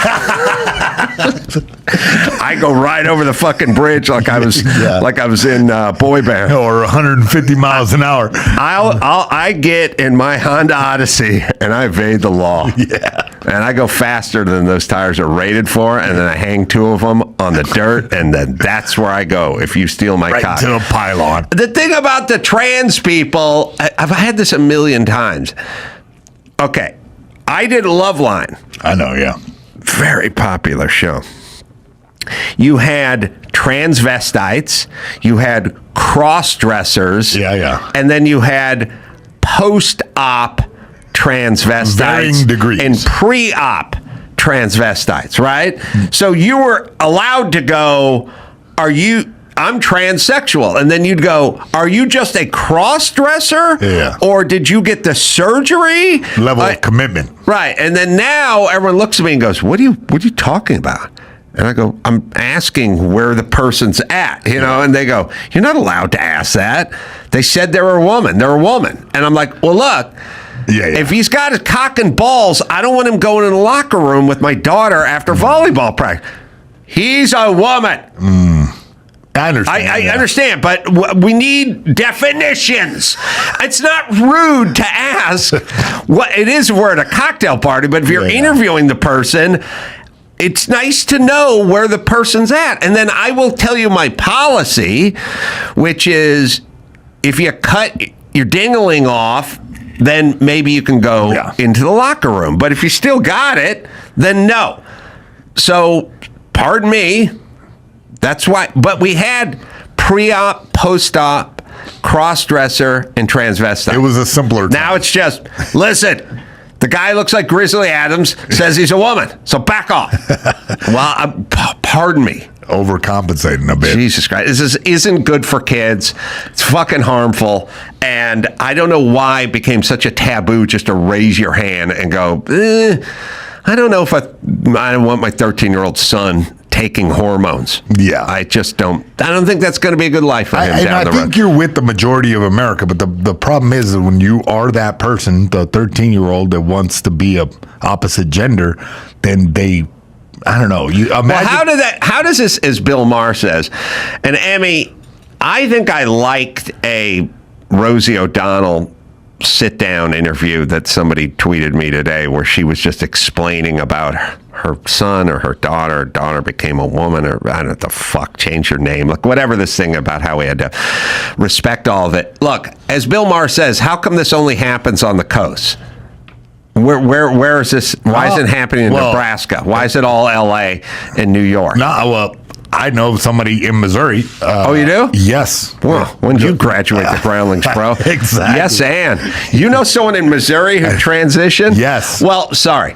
Not to say it doesn't happen anywhere. It's that the overwhelming majority of it is happening in like affluent blue states. Well, I think it's because all those people who are on the fringe, like of sexuality, a different sexuality, kind of push out to the coasts. Like everybody moves to where the gay town is. Yeah, but no, I'm talking about 13-year-old kids. Oh, though. yeah. We got the Rosie clip.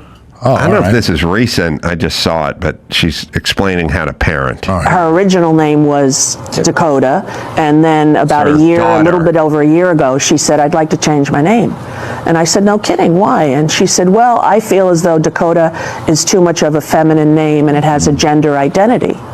First of all, I'm like, how did you talk like this? Like, I'm a lesbian icon. She teaches me things every day that I had no idea about. I learned nothing and from she my said, kids. I want a name that is gender neutral. I said, well, what kind of a name? She said, I was thinking about it, and I'm thinking of Clay. The hardest thing to do was not call her baby girl. Yeah. Because that was my common way of, morning, baby girl, right? I would always say that. And she said to me about a year and a half ago, I don't like that. Okay. I'm not a girl and I'm not a boy. I said, okay. I'm a shit show. I understand. What she wants and every kid wants is to be heard and seen. And when your child tells you who they are, believe them. All right. She's a fucking horrible parent. The kid's going to be a fucking shit show.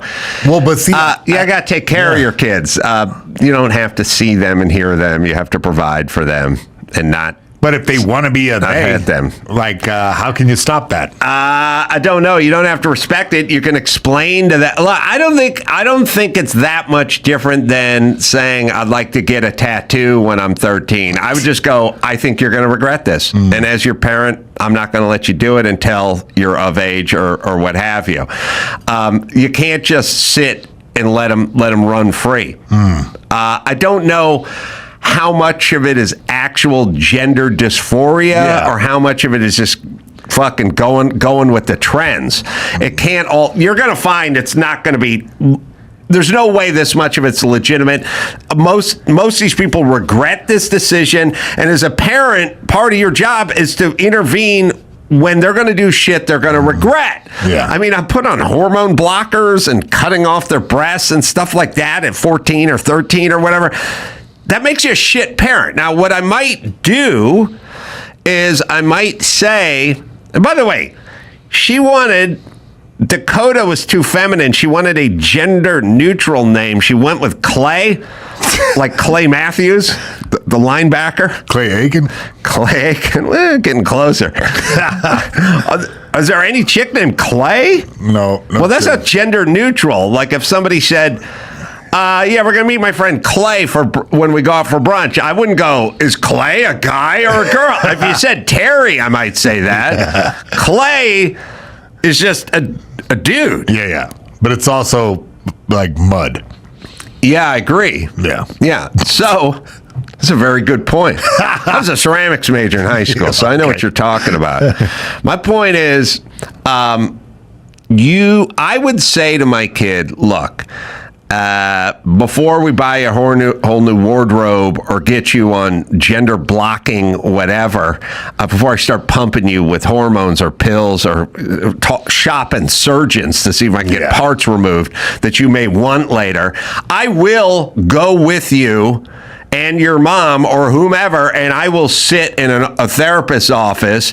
We'll pick a therapist, and we will sit there and we will have this dialogue for a period of time to see if we can figure out where we're at with this. But no, you're not. I'm not immediately going to start calling you Clay. See, but I've met enough people who are in that situation to realize there's something there. Like they commit to the bit. Oh, they commit to the bit, just like they thought they were going to be the next Michael Jackson when they were 13, so they started dressing that way and learning the moonwalk. But get hold of them when they're 28 and see where they're at.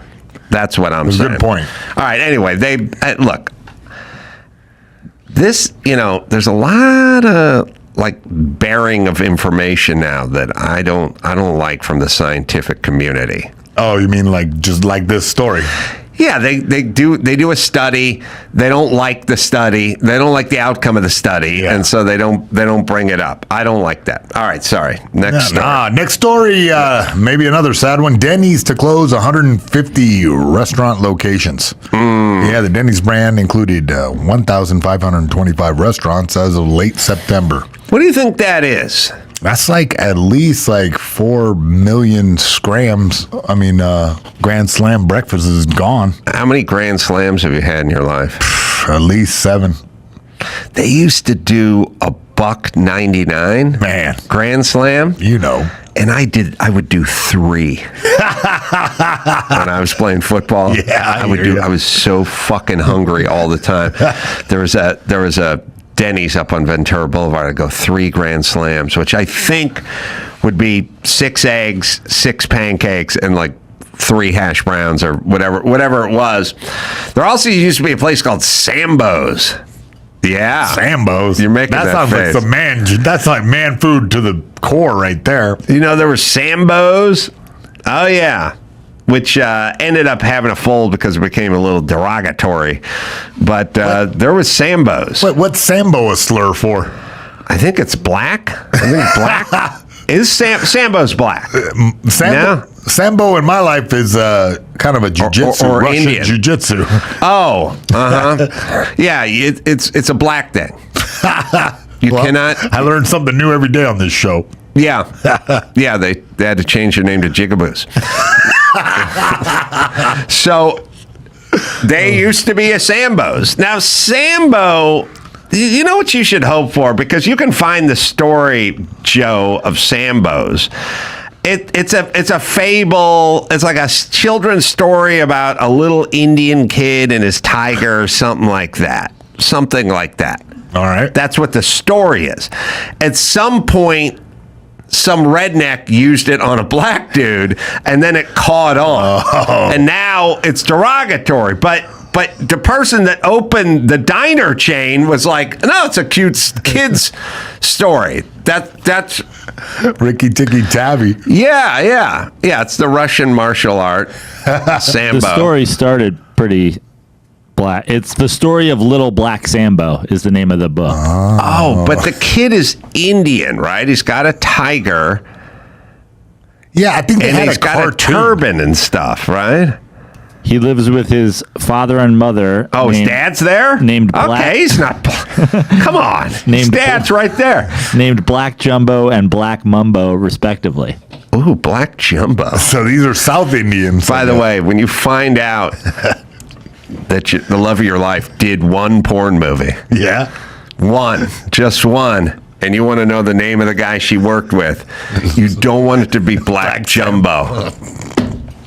Black Jumbo's not going to be a satisfying answer for you. Like and subscribe. So Sambo, oh God, let's see. It's a story, but is he supposed to be Indian?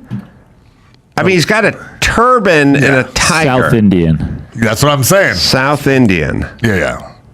I dated two different That's not Indian black, girls. though, right? Definitely Okay. not black.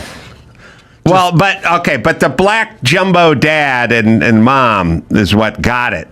The derogatory stuff, right? Well, are we looking up the etymology of the derogatory?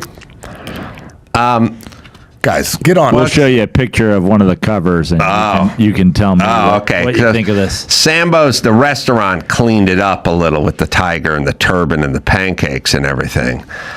Oh. What? So Indian, but just real dark Indian, I guess. But somehow it made it from Indian to blacks. And that's... Oh, what? That's... All right. Yeah. Pretty black cover. Jet midnight black. Oh, also, India has a whole thing with light skin and skin lightening and race, and they sell tons of creams so people can lighten their skin and everything. System. Yeah. You know what else this happened to? About the same time? Yeah. What year did the Sambos go under? Because about the same time, Sambos was getting hit.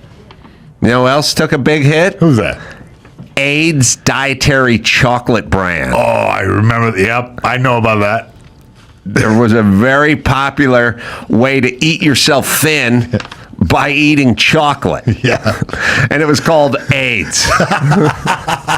That's terrible. And when AIDS first came out, it was called grits. How long do you hang on? Like if you're the purveyor of the AIDS chocolatier empire, okay, and you're doing $2 million a week on chocolate bars, right? And then suddenly they change the name of this gay cancer to AIDS.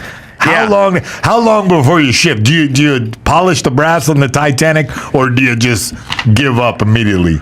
I'm trying to think, because GRIDS was literally gay-related intestinal disorder or something. It was an acronym for gay. Yeah. And that's who was getting AIDS. Yeah, I So read it was just the called Freddie Mercury. Oh, he did? Yeah. So it was just called GRIDS. And it lived as GRIDS for like a couple of years, and then it became AIDS. Yes. But then the AIDS chocolate company went out of business, because not only that, the only thing better than AIDS chocolate for losing weight is actually getting AIDS. Like, they were actually in the same... They were competition. Yes. They were competing with them. The original owner's grandson, restaurateur Chad Stevens, owns the only remaining restaurant in Santa Barbara, which continues to do business under Sambo's name, or continued to do business until 2020. In late 2020, George Floyd protests against racism in the United States began in cities across the United States, including Santa Barbara. A petition drive to ask the owner to change the name. All right, so they're doing the Lord's work. But how did I miss it? My whole life of racism, and never once did I know that was a racist term. Just it went I don't away know. in Like, the you're from 80s then. Florida. Ask your dad. I swear to God, is your dad alive? Yes, yes. Very alive. Can you text him? Yeah. Text him right now. Yeah. I'll bet that good old boy knows about this. He didn't pass it along. He didn't do a good job as a son. It's often used in Spanish, too. Sambos? Meaning a derogatory term in Spanish for black people. Oh, really? In Spanish. Huh. Can we get a translation? Emmy, you didn't know that? Not in my type of Spanish. Don't play stupid. You know what I'm talking about. Text your dad. All right. And then say what to him? Oh, ask him. If he knows that Sambo's a derogatory, does he know what the word derogatory means? He definitely does. He's well read. He's well read. All right. Sorry, not a judgment. I'm just asking questions. Ask him if he knows that Sambo's a derogatory term for black or African American or something. We'll see what he says. Okay.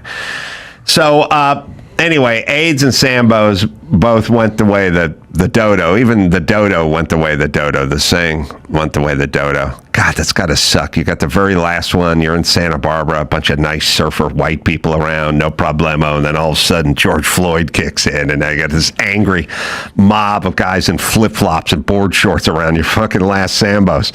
Yeah. I've eaten at that Sambo's in Santa Barbara. Good. Pretty good, right? Yeah, delicious pancakes. It's diner food, right? I mean, it's Denny's. It's like what is it? IHOP, It's Denny's, IHOP for black Sambos. guys. That's what it is, right? Yeah, a little nicer than an IHOP and a Denny's, I would say. Besides the racist name, It's out of the way. I don't live, around Santa Barbara, but I like to support the cause, so I'll take the drive. I'll make the drive out there. I'm getting a long text ... back, so it's like I think he's writing a rant for you. Oh, your dad knows something. He might know. It looks like yes, it was slang for black folks a long time ago. I told you your dad would know. What did I tell you? Who knows your dad better than me? You know him. This should be embarrassing for you. I knew your dad would know Sambo. We're from Tennessee, by the way, not Florida. Oh, I just put you there because it sounds better. You're right. Didn't you say something about growing up in Florida? No, I was teaching seminars in Florida for a while, but yeah. Okay. And nothing with your dad in Florida. All right, Tennessee. That's good enough. That'll work. Country road. All right, so he's well aware of the Sambo. Emmy, you know the Sambo? No. Joe, you know the Sambo? No. All right. Well, maybe it's an age. Maybe it's an age thing. Mm-hmm. All right, what's the next news story? Next news story is airport introduces time limit on hugs. Catch flights, not feelings. Yeah, the Doendam Airport in New Zealand has sparked debate around the world with this new sign imposing a 3-minute limit on hugs in its drop-off zone for fonder farewells. 3 minutes is it's a long time. It's around with Mike Tyson in the 90s. LAX, you know what I mean? That's a long. I'll come before we get to the 3-minute mark. Sorry, Dad. Yeah. Some commenters on the Facebook post went viral, outraged at a curfew on cuddles, while others marvel at an airport still having free drop-off area at all, given the general rise. You go to LAX and you stay for longer than it takes to run out the back and pop out your suitcase. That guy will fire a warning shot and yell at you to move the fuck on. There's no 3 minutes. That 3 minutes is a Beatles song. We just stand there and just. And also, fuck you. There's people pulling in. Let's get going. Don't spare the horses. Makes no sense. I don't like the meandering, especially when you're log jamming. You know what I mean? Get your fucking bags, keep the engine running, get the fuck out of the SUV, and hit the brake. I'm guessing New Zealand has a much more casual airport, though. That's why they did this, and people are just kicking back, and I don't know what they do out there other than Manuka honey. I rarely say this because I don't like saying stressful, but LAX is stressful. As always, I mean, last time we were on a shuttle. We're on a shuttle at LAX. Oh, Mike August was, and this is like 3 years ago, and he's just sitting on the shuttle, and he wasn't wearing a mask. And then this old couple who was wearing 2 masks each were like, "Where's your mask?" And he's like, "I'm double vaxxed." And they're like, "You still need a mask?" I'm like, it's such a fucking so fucking stressful. God, I hope all those COVID people are dead. I hope they are. We don't need them. We don't need them. Do we need this couple that's double masked yelling at Mike August? I have no idea. I think I was the first man to get it. You were? I think so. I made out with the Chinese chick in about December in 2019. Then I went to an anger management class and coughed in everyone's face. And then just immediately I was the alpha monkey. I spread it to everybody. Patient zero right here. Typhoid Larry. Exactly right. Really? Yes. You made out with the Chinese chick? Made out with the Chinese, then coughed in everybody's face in a tiny room. And then suddenly the next thing I know, I was down for 2 weeks with a mystery illness. Then fast forward 28 days later, the whole world's on fire. You just had COVID for 2 weeks. You thought you had the flu or whatever. You didn't know. I was like, wow, this is the really bad flu. What is going on? Taste buds and stuff like that? Yep, all the symptoms. Yep. And I didn't know what the hell it was. I'd never been sick like that. I figured she gave me something worse than that. Huh. Yeah. It's interesting. I know. I don't know if I ever got it. Maybe. You don't know? I don't know. I didn't got the sniffles. Look, I would. The first version of it, pretty raunchy. Like I was down. Yeah, I heard if I was the an old first man, I version would've was died. tough. Yeah. Mm-hmm. But yeah, I don't know. It was bad. No vax to deal with. Yeah, didn't have any. They didn't know how to treat anybody. No. I don't know. Oh, man, you're lucky because they could have put you on a ventilator, which everyone who got on a ventilator died.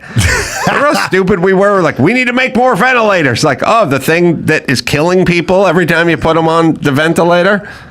Yeah, we didn't know, Jack.